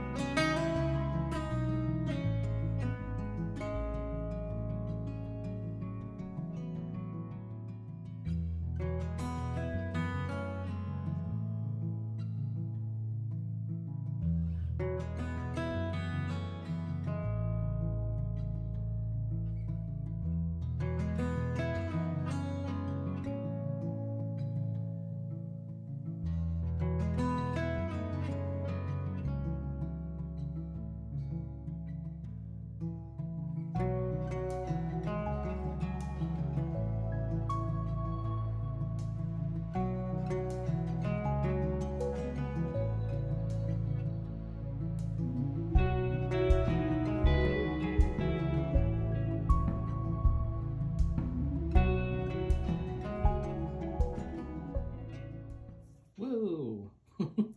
Bouncy, bouncy, bouncy. Okay. All right. So we are back with our final clip for this vlog. So when I got back in the car after the hike, I recorded quite a bit, but I'm gonna redo. I'm gonna redo. I ended up going on quite a long rant, and I didn't want to, and I didn't mean to, and then I was just like, yeah, we're not doing that. So I guess just real quick, I have this out as though I'm gonna be working on it. I'll put a couple drills down when we talk real quick, but then we're gonna be moving into talking about my finishes for the year. So this will just be backdrop really, but this is Del Sol. I said it in the while we were on the hike that I was gonna grab one of these kits and keep working on it. So this is Del Sol from Andy Russell and Mystical Diamond Art. I think one of the other things that kind of frustrated me is there's no walking legend or mobile legend. So I just have to go off the one that's here on the canvas. I don't have a paper with me. So I think that's another reason why I was kind of like, meh.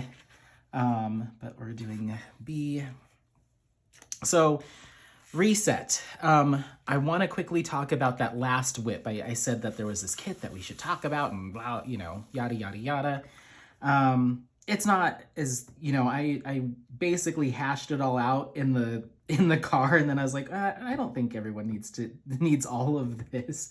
But what I will say, I'll just touch on it briefly, is that kit is a custom kit that I got from Jaded Gem Shop, and it's from Iteration Crafts, aka Hannah.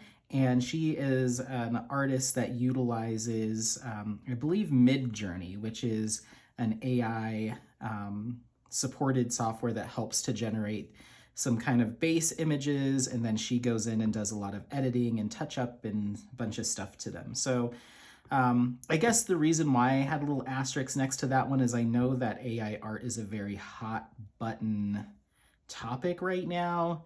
And I, of course, have my, own personal opinion on it, but I am in no way educated or researched or, in the mix enough to really know the ins and outs and the legalities around it and all that stuff. Outside of knowing that at this time, there aren't any issues with me working on those kits, displaying those kits. There's no issues, from what I understand as of today, of small shops, diamond painting shops, utilizing those images to make canvases and reselling them. The artists, designers themselves, utilizing those images in that way.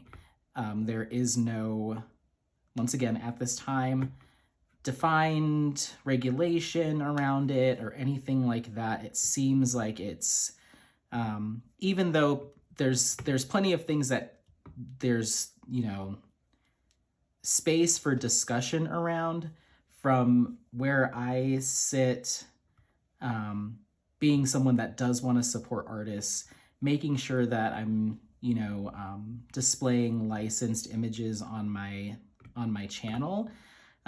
At this time, and I'll keep saying that, there are no real red flags other than your own personal opinion on the topic, as far as how that artwork is made. You can definitely have your own personal opinion about it or feel a myriad of different ways. However, when it comes down to it, I've landed on wanting to support the growth and development of the artists that I've built relationships with, and the small shops that I've built relationships with. And at this time, there is no reason why I shouldn't still be able to display those kits. So I just wanted to mention that because it's a couple weeks ago, it was definitely a super hot button topic, and I definitely felt pulled into the Facebook group messages and posts of it all for a minute. And then it took me a little bit to kind of reset and be like, wait a minute, like, rather than getting worked up about people posting this or doing this or that, rather than getting worked up about it, I can put just as much energy towards, or I can put that same energy towards continuing to lift up and support small shops and artists of any and every variety. Um, Continue to make sure that they feel supported by me in any way I can, feel lifted up. I will take that energy that I was putting towards getting frustrated around around some aspects of the community conversation around this topic, and put it more towards just offering any sort of help and love that I can to the folks that I've really built some strong bonds with, I feel like. So that's kind of my take on it. I will be doing some artist spotlights. I've mentioned it before. Some artist spotlights on this channel starting in January with a couple really cool folks, and I'm hoping that they'll be able to, that they'll walk you through their artistic process and maybe even show us a few things of how everything works, how their mind works. So I'm really excited to highlight artists that utilize a myriad of different mediums. So that first run should be, I think, like the second week of January. I need to look at the calendar, but just be on the lookout for some really exciting stuff, and maybe it'll help to paint a more complete picture of not only AI art, but all different styles of artwork and different mediums that artists use. So yeah, if you feel yourself getting, I'll just say this last thing. If you feel yourself getting enraged by hearing me talk without, talk about that topic without calling for some sort of action, or, like being really up in arms about it, I'm sorry. That's just not, like I said, we're all entitled to our own opinion.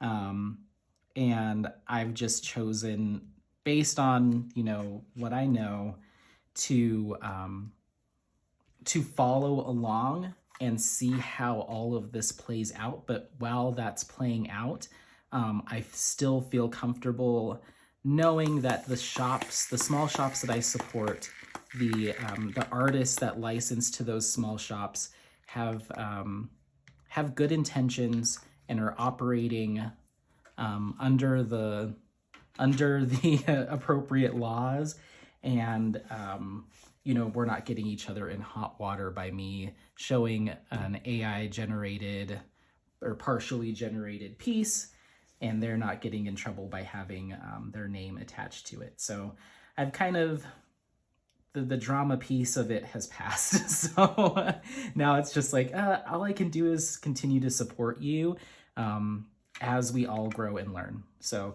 but I feel comfortable and confident showing those images without like repercussion, because there's just, yeah. Anyway, that's all I'll say. That is a condensed down version of what was a nearly 40-minute clip / rant that I had in my car, and I just couldn't do that to you all. So that's it. If you have further questions, if you want me to break down my reasoning even further, if you're left feeling uneasy about supporting me or anything like that, if you have any sort of reservations after that little bit there, please message me on Instagram. I find it easier to have a back and forth conversation there than within the comments on YouTube. So please, I implore you, if you do need some clarification, you're looking for more from me, let me know, because I'm here to have a calm, open dialogue about that stuff. So anyway, that's that. Look, I put some drills down. Isn't that great? This poor kid is just getting all the shade from me. But look at the colors are nice. Like, I don't know what my deal is. I just haven't been inspired by this piece. And I started this in like August or September. So just this section. So now we're here. So I don't know. I'm going to keep going. I'm not going to give this up. I'm going to get this section done tonight. That was my commitment to Andy Russell and Mystical Diamond Art. I'm going to get this section done. It has nothing to do with the quality of the canvas. These drills are actually really nice. The rendering looks good too. Like, it really doesn't have anything to do with the kit or the canvas or anything. It's really just like, I just haven't been in the mood for this type of artwork in a while. So we'll get there. We'll get there. So, okay. All right. So that is it for all of the whips that I currently have. That's everything that's open and going right now. We have Senorita, Star Maker, Crimson Oracle, Cozy Evening, Winter, this, Del Sol, and then technically that mystery kit from Jaded Gem Shop. Even though I haven't put any drills down, I'm gonna finish one kit. Any kit, the next kit that gets finished, then I'll start putting drills on that mystery kit, and we'll do like a whole series of me revealing it. So yeah. All right, so let me check on the dogs real quick, and then we're gonna go through all of my finishes for the year. I'm gonna grab my computer so I have that to reference for sizing and everything. So give me just 1 second. Okay, you're still a little wiggly. All right, so we've got Apollo in here freaking out. I can't believe that we just went on that incredibly long hike and he still is just like, nope.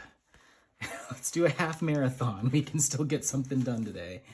Okay, so I've got my, oh, there he plopped down. Oh my God. I've got my logbook here that has everything from my 7th finish onward, because the first 6 kits I did, I was not keeping a logbook. So I will start here with the logbook in a minute, but first we're gonna go through those first 6 kits. I have them here on my Google Keep that I learned how to put together with the help of Bev. So thank you so much, Bev. So I've got my completed kits here. So I'll do my best, if I remember, to go ahead and pop in a little insert image of these first few kits, because I don't have them here. So the first one, I got to make sure that, hold on. The first one, I won't show you the picture because it was my very first kit. It was not a licensed image. As a lot of us do, we start off on Amazon. So I started with a kit that I just called Moon Diamond Painting. And it's kind of like a big moon in the background and then like a pretty tree and some stuff. Now that I see it, I'm like, well, this would be a really cute image if it was actually done, if it was actually done with a little bit of justice, but I'm so sorry.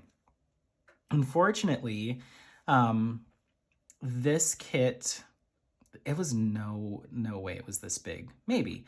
Okay, so this is from Amazon. It's a round drill canvas. According to the information I pulled off the website, it was 20 by 16 inch.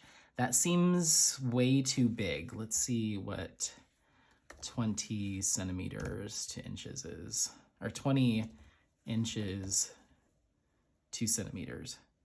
50, no, it was like it was like a 30 by 40 or something like that. It was very small, so obviously it just did not turn out very well.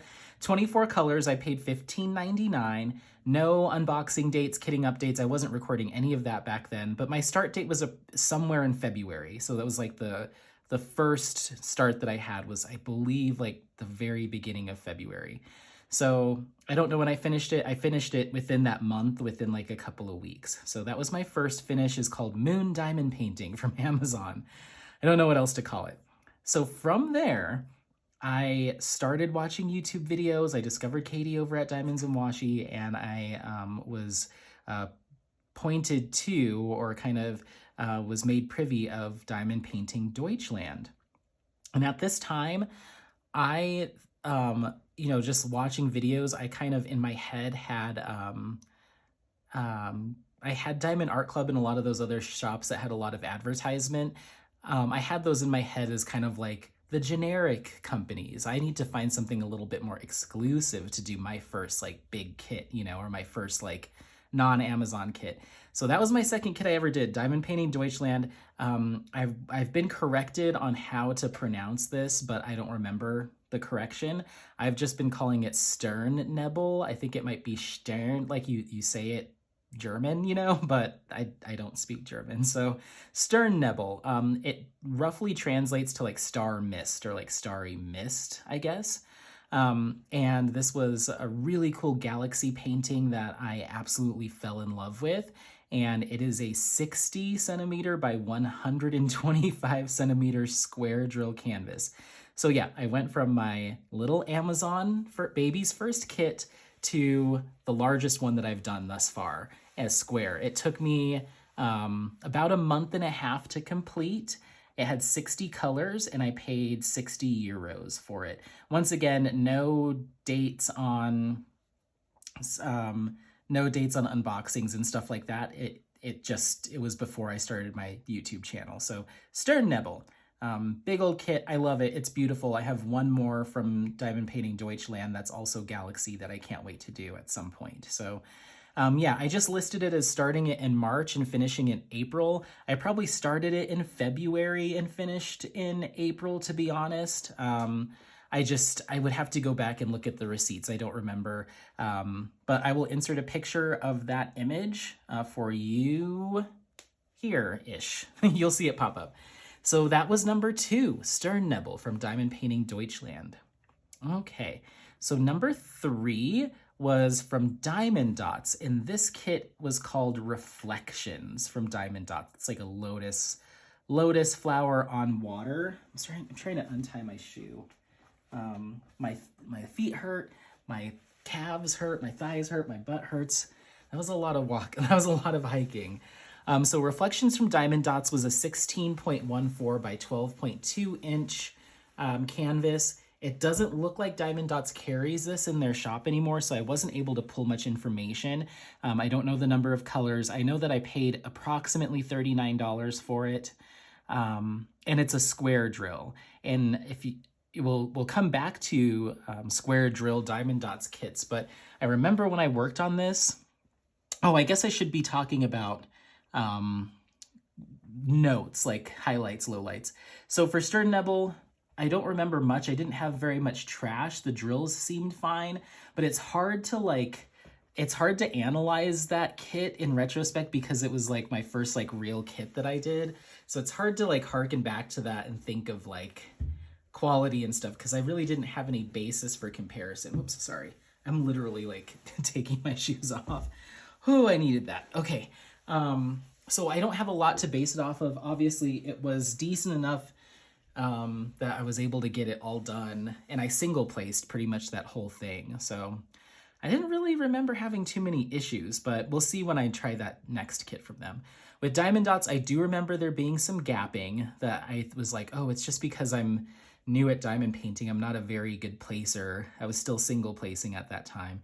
And I didn't really feel super confident about my technique and stuff. So I was like, well, it's probably because of that. But now in retrospect, I think their squares just leave a little bit to be desired from like a spacing standpoint. So I paid approximately $39 for this. Once again, no notes on videos that were done, but I started it right around like April 6th, like first or second week of April, and I finished it by the end of the month, and that was my third finish. I'll insert a photo that I was able to find online of it for you here.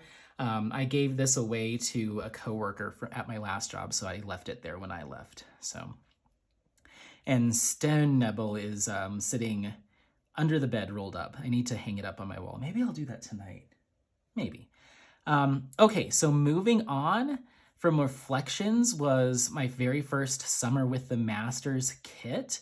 So for my first Summer with the Masters that I did. And this is Soul of the Rose by John William Waterhouse. It's from Distracted by Diamonds. This was a 62 by 96 centimeter square drill canvas with 55 colors. I paid 64 USD for it at the time.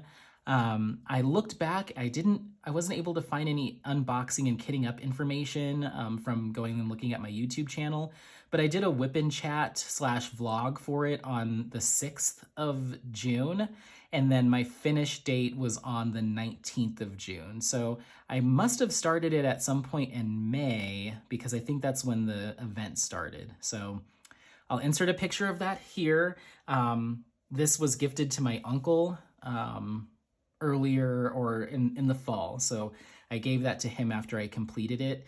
And he really liked it. I've heard that he has since framed it and it is in his office. So I should ask him to take a picture. But yeah, that was my finish number 5, Soul of the Rose, Distracted by Diamonds, John William Waterhouse, square drill canvas, 62 by 96 centimeters. So that was a lot of fun. I loved working on that kit.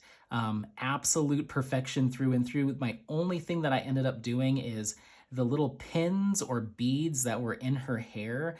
They were charted as, I think, just being white or like a cream, and they just seemed a little out of place. So I replaced those with some quad cubes, and I think that really helped to bring it together. And that was one of the first times that I actually enhanced a canvas, was with that one. I think that was my very first time. So yeah, there's that. Moving on, we have The Captain from Diamond Art Club. This is by Tony Sanchez. This is a 51 by 76 centimeter round drill canvas with 12 colors, including 2 ABs. So minimal colors there. And the full purchase price was $54.99. I got it on sale. I think it was like half off maybe. And this was unboxed on May 24th. I kitted it up on July 13th. The whip and chat and vlog date was July 15th, and I did not do a finish video. So I started it on the 13th and I finished it on the 19th. So I got this thing done in 6 days. Tons of color blocking. I didn't do any enhancements that weren't already provided by Diamond Art Club, so it went very quickly. I remember this just being really, I was like, ooh, so this is what round drills are supposed to feel like, because that was my very first round drill canvas that I had ever done since the Amazon kit. Everything else I had been working on was squares. So that was my first experience with Diamond Art Club's rounds, and I was like, whoa, this is like a totally different experience. Like so much higher quality, stuck to my my drill pen a lot easier. They were just really nice, and that's when I kind of turned the corner. I was like, okay, I'm interested in exploring round drill kits, because yeah, these are really nice. So that was finish number 6. I've skipped one.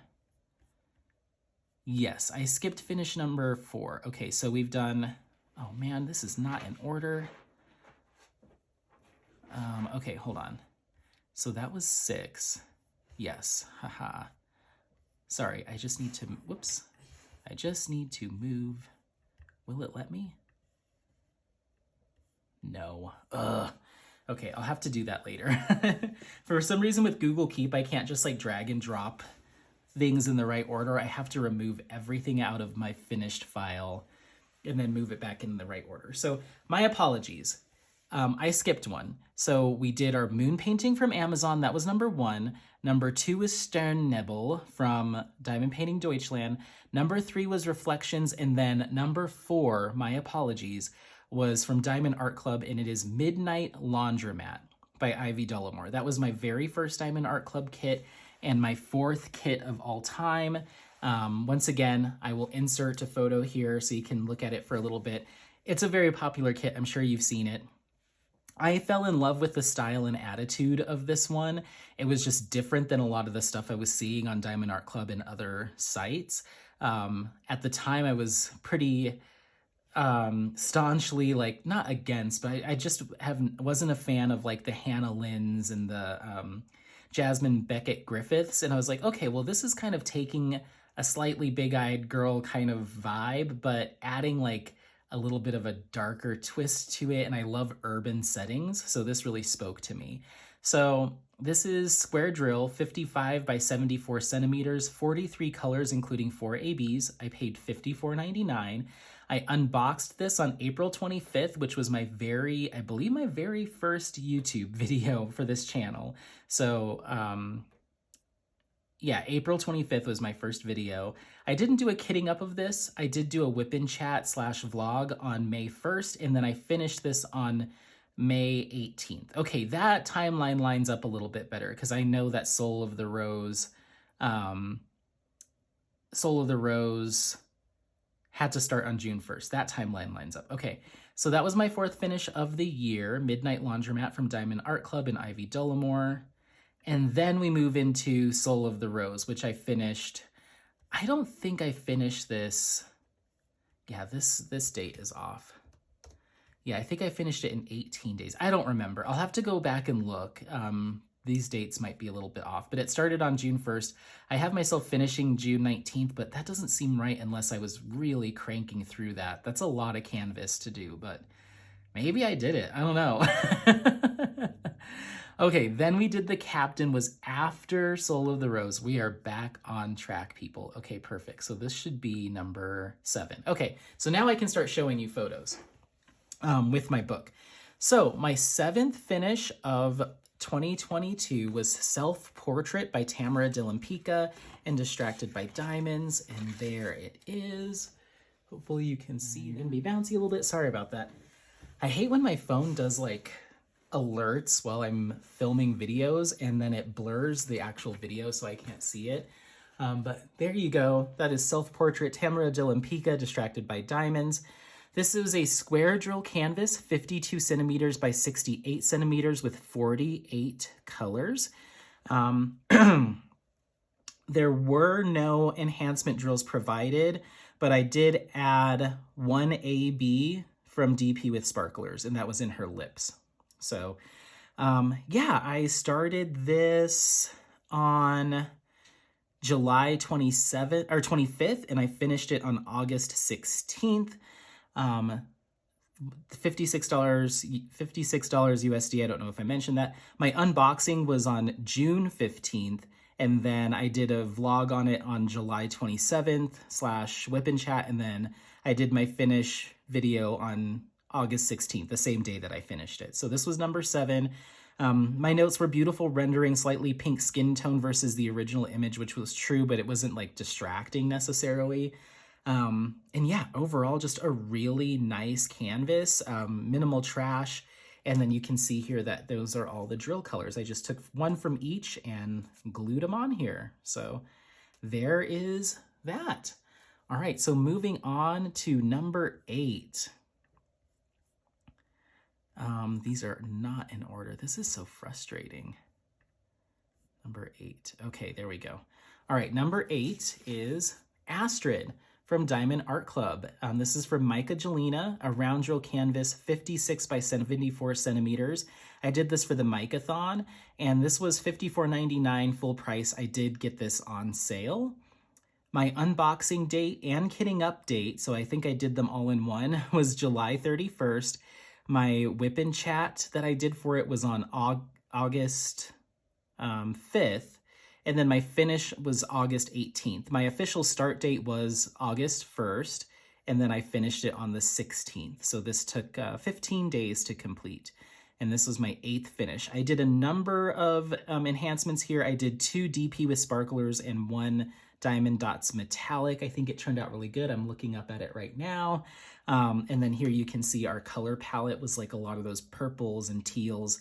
Just a really fun kit, and it was awesome to participate in the Micathon. So there is that. I highly, I wrote amazing with enhancements. It's definitely one that's fun to enhance with like fun metallics and kind of spacey, cool tones. So yeah, that was my number 8. So now moving on to number 9. This is Yellow Frida from Distracted by Diamonds. Hopefully you can still see that. There you go. So this was my 9th finish for the year. This is from Caroline Smith and Distracted by Diamonds. Another round drill kit, 62 by 88 centimeters with 54 colors. No enhancement drills provided, but I did enhance with, I think, 3 or 4 metallic drills from Diamond Dots, all in like various gold tones. The rendering on this was absolutely incredible. I did note that there was a little bit more trash in certain colors than I would have liked, but it wasn't too bad. Here's our color palette here, all of those 54 colors. And I unboxed this on August 13th. I kitted it up and started it on August 18th. I did a whip and chat / vlog on August 24th, and then this was finished, or the filming or the post of the finish was on September 3rd, but my actual finish date was August 31st. So this took me, what would that be, like 28.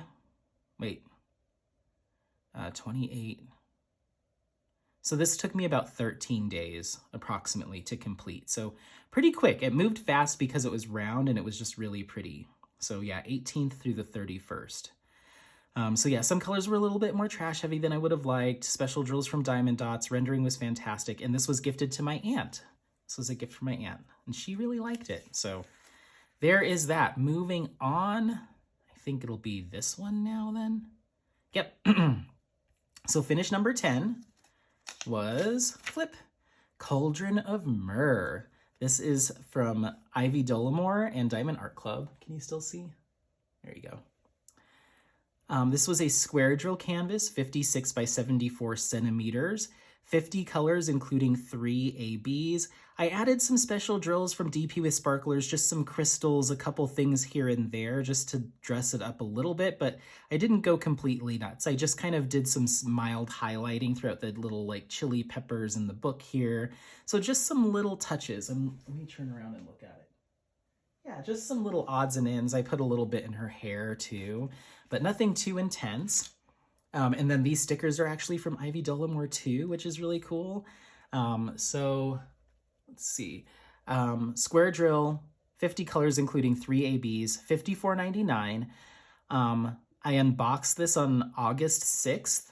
I didn't do anything with it until I did my finish. And I started this canvas on September 1st, and I finished it on September 18th, and that's when my finish video went up, was September 18th. And so this was my 10th finish of all time, 10th finish for the year. So there's that. Okay, so now let's go up. Now, will this be right? No. It must go in, I think I'm just doing this in the wrong direction. Okay, here we go. So my 11th finish for the year was, boop, another one from Ivy Dollamore and Diamond Art Club. So this was, these were both for Drills and Chills and Festival of Witches. This is The Moon Thief by Ivy Dollamore and Diamond Art Club.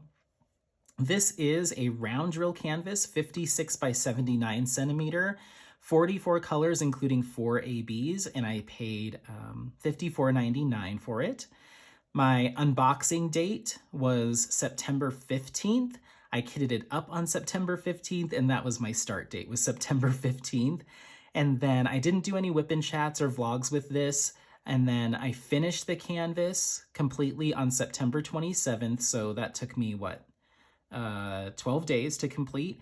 And I did my finish video on September 30th, so a few days later. So this was my 11th finish of all time, 11th for the year. Special drills from Diamond Dots were added. I put some metallic in her jewelry here, and this clasp across her neck.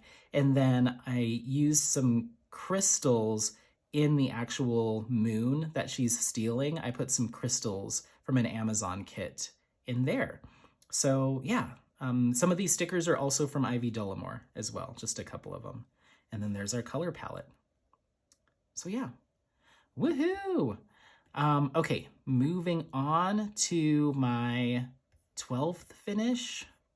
It's gotta be this one. Why are these not in the right order? Okay, 12th finish was, are you ready? Boop! This is Bumblebee from Jasmine Castillo and Distracted by Diamonds. This is a round drill canvas with 24 colors, including 2 ABs, 50 by 64 centimeter. And this is one that I did as a gift for my mom, who goes by B.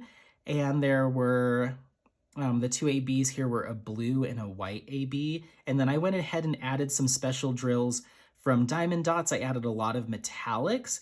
DP with sparklers, I added some crystals and sparklers to the heart of the bee there in the center. So yeah, I unboxed this on August 15th, and then I kitted it up and started it on September 21st.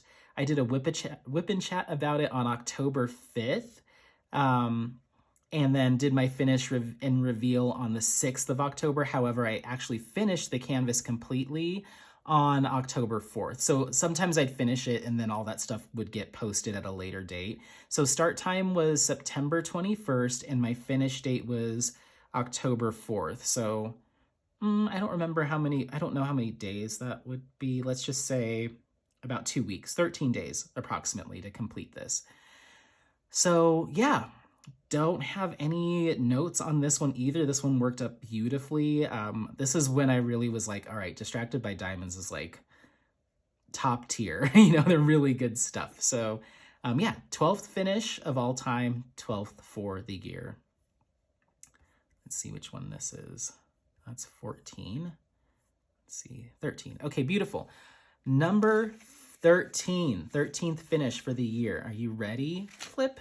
Also from Distracted by Diamonds, and this is... So Composición Monumental, this is from Distracted by Diamonds, and the artist is August Erbin. This is a 62 by 85 centimeter square drill canvas with 47 colors. No special drills, and I didn't add anything to it. I just did this one straight up, and this was so much fun to work on.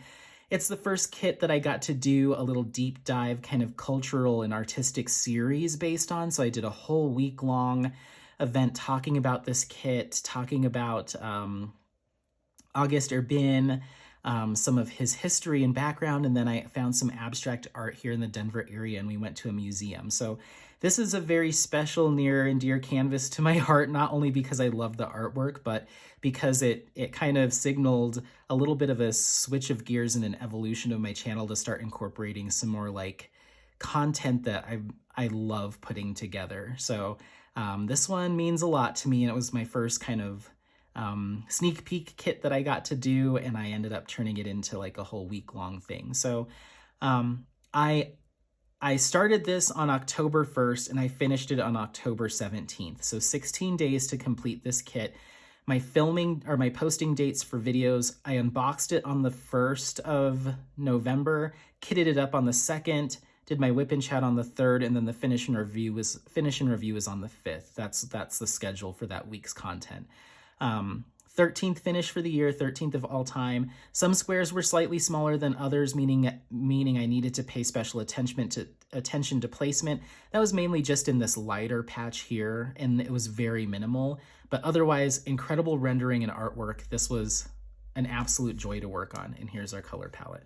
So thanks again, Robin, if you end up watching this at some point for some reason.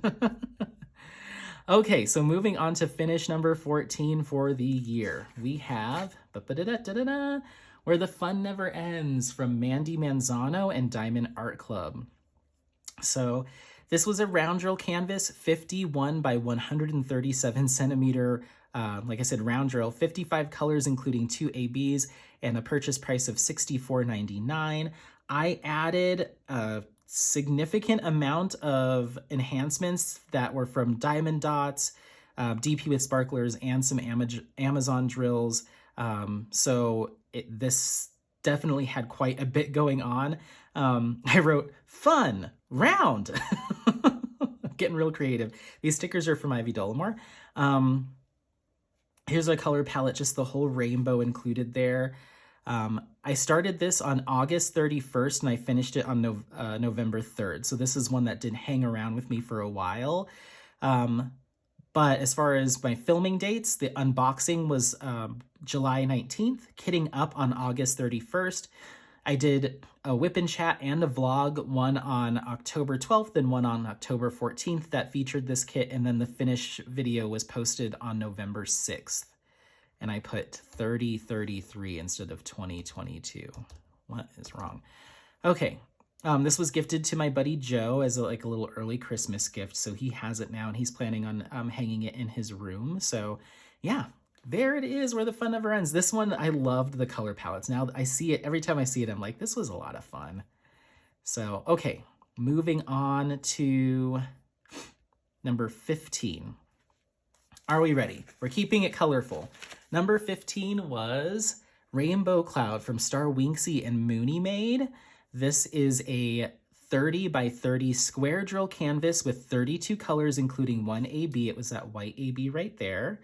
And my unboxing of this was done on the 14th of November, and my finish and review was posted on the 15th. I started this canvas on the 13th of November, and I finished it on the 13th. I got this done in a day.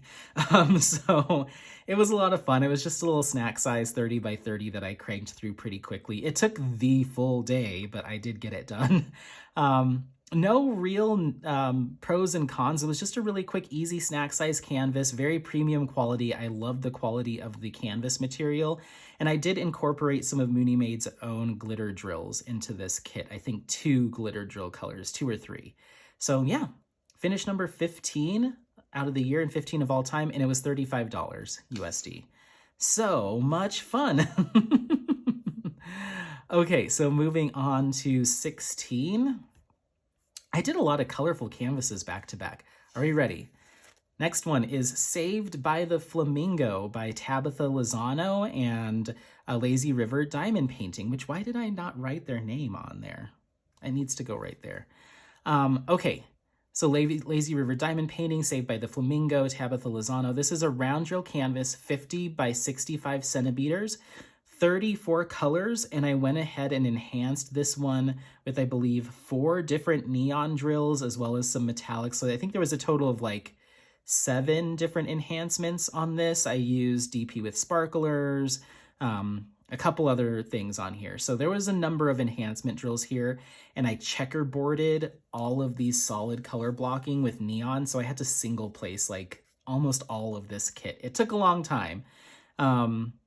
A lot longer, I guess, than it would have otherwise. So my official start date on this was the 16th of November, and I finished it on the 25th, so 9 days to complete. Unboxing was posted on the 24th of November, and then the finish on the 25th. So I did them back to back. This was my 16th finish of all time, 16th finish of the year, $55 USD. I absolutely loved it. I need to get the other 2 in this series. So a lot of fun. I put a little kangaroo there. I just found random stickers to put on this thing. So, okay, so next up is our 17th finish of the year. Okay, are you ready? Boom. Okay, so this is Stormtrooper Stained Glass. This was from Diamond Dots, and so I didn't have a sticker to put on here.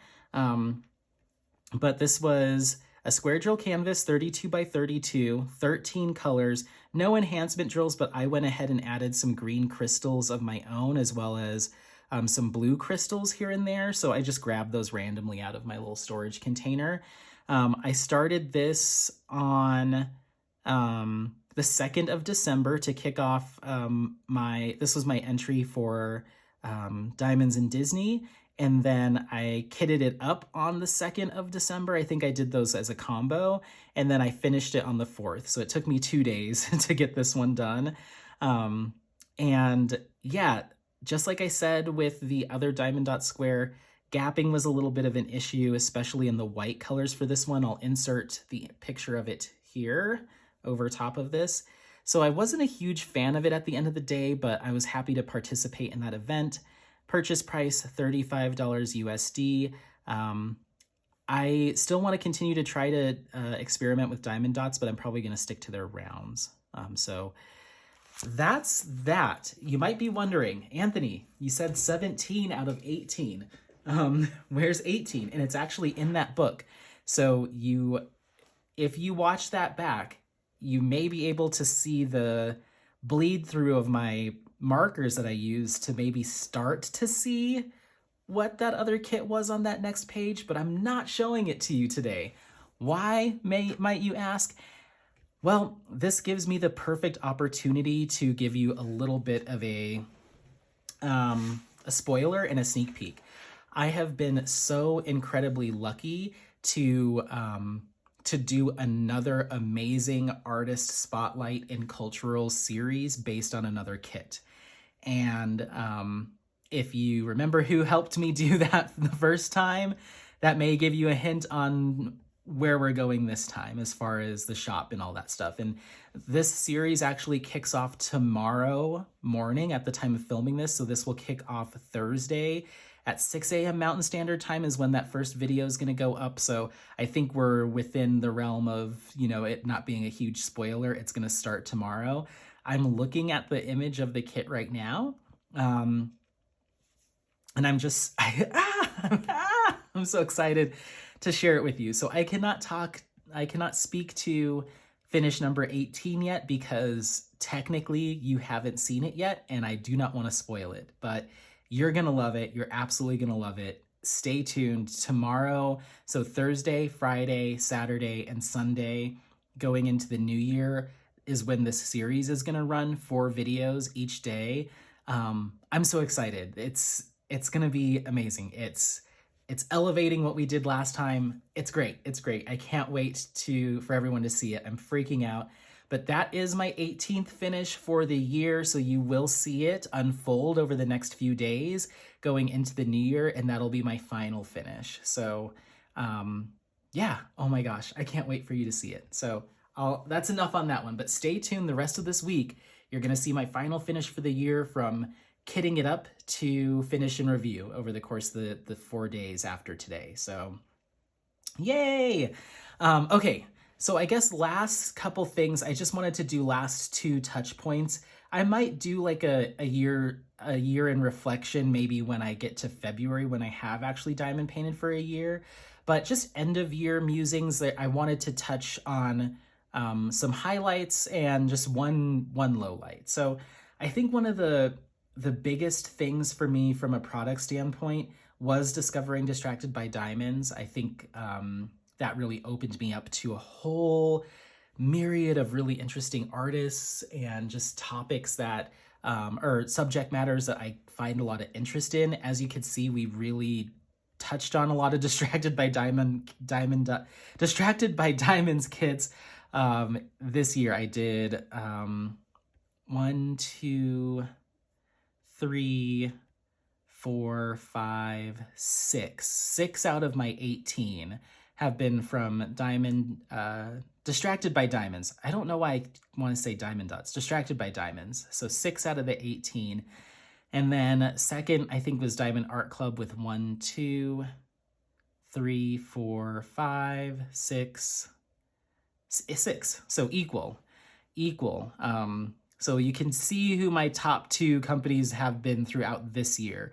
But throughout the year, I was introduced to more and more smaller shops, or some smaller shops started to release their diamond paintings for the first time throughout the year. So Lazy River Diamond Painting. And then who else? I think that was it. Lazy River Diamond Painting. Oh, Mooney Made. Yeah, so both of those were kits that were from kind of the first runs of kits for those companies. So that was really exciting to be a part of that kind of inaugural release. Very, very cool. And I can't wait to see what else is out there. But I think that main takeaway from this year is keep exploring and keep looking for shops that are prepping and starting to get ready to introduce diamond painting kits to their offerings, because I think that's just going to continue to grow. And I think that's a great way to support artists, is by having more small shops out there that have the ability to license, and everyone's going to have its own style and flair. So hopefully it just ushers in a whole new generation of artists that are licensed to do canvases. So that was kind of my highlight. My low light are just kind of a lesson learned, and this is absolutely no shade or anything like that, but I had to say it because this is like the biggest thing that, I was thinking, like, what's the thing that really stung you this year that maybe you could pass along to somebody, of like, not necessarily a buyer beware, but more of just like, just do your research, look into things. I ended up throwing out my second Uniquely Yours Down Under canvas. If you remember, I did a finish and review, basically letting go of the Red Gate of Hongo and Snow for some quality issues. And unfortunately, I took a look at the second kit, which was a 100 by 120 Josephine wall canvas called Spirit of Flight. I unrolled that on the ground, and I did an unboxing of it. And I guess I just wasn't paying that close of attention during that unboxing. Sometimes you're just wanting to move through it. But upon closer inspection, the majority of the darker details in that image, like in her flowing hair and a lot of other areas, I don't know if the rendering or the original image that they used to send off to their manufacturer was too dark, or there wasn't enough detail, it wasn't a high enough quality of image, but all of it was all 310 and 939. Like where there should be a fish, it was just black, just a black splotch. Where there should have been a bird, it was all just rendered as one big patch of 939. No detail. It was just washed, completely washed out. And it was pretty much all around the outsides of the canvas. So as you got further out, you just lost so much detail. And I don't know if that's because that size was too big for the image, that the original image, or the file size that they sent their manufacturer, but it was really rough to see that, to look at it and just know that it's not going to look anywhere near the original image. I purchased those kits, I believe, in April or May in preparation for Summer with the Masters. So by the time I looked at that last month in November and made that call, I was like, it's too late to do anything about it. I had already had some issues with their customer service before with the last kit that I threw out. So that was a bitter pill to swallow. I think in total that the cost of that order was about $230 USD, and to throw it all away was rough. And I'm sure maybe somebody would have been like, I don't care, I don't mind if those and all of that detail's completely gone and it's just all black. Like, I could have taken that off your hands. I'm sure you could have, but there was other issues too. I was having issues with the drill quality on the other one. The adhesive wasn't working out very well. So it was just like, just error after error, thing after thing. And I was just like, I don't want to put myself through this. Like, once again, and I said it when I tossed out the Red Gate of Hongo and Snow, that I want this craft to be really enjoyable and fun and relaxing, like all the things I come to it for. So those kits just for me, did not coincide with enjoying the process. So I know since that time, since I purchased those kind of in earlier in the year, a lot has changed with that company. And I think they are making some moves to improve. But for me, until I start to see people order from them and provide updated reviews and unboxings and their experience with customer service, and I can actually see that a lot of that stuff has been nailed down, I personally would not purchase from them, and I wouldn't recommend. It's hard to say because, it's purely based off of personal experience. I would recommend some other shops before that one. If you're looking for a really cool old masters for Summer with the Masters, you've got Diamond Painting Shop to look at. Even companies like Diamond Art Club have some Alphonse Mucas and stuff that they're introducing.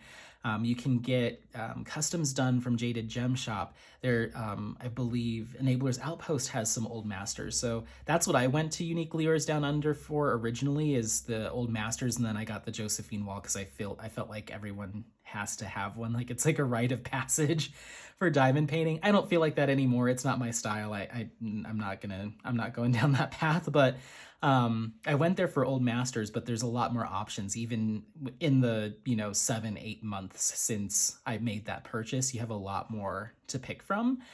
And yeah, I would have to see a lot of feedback from either I know they do a lot of affiliates, or like they have they have a lot of like partners and affiliates out there in the community.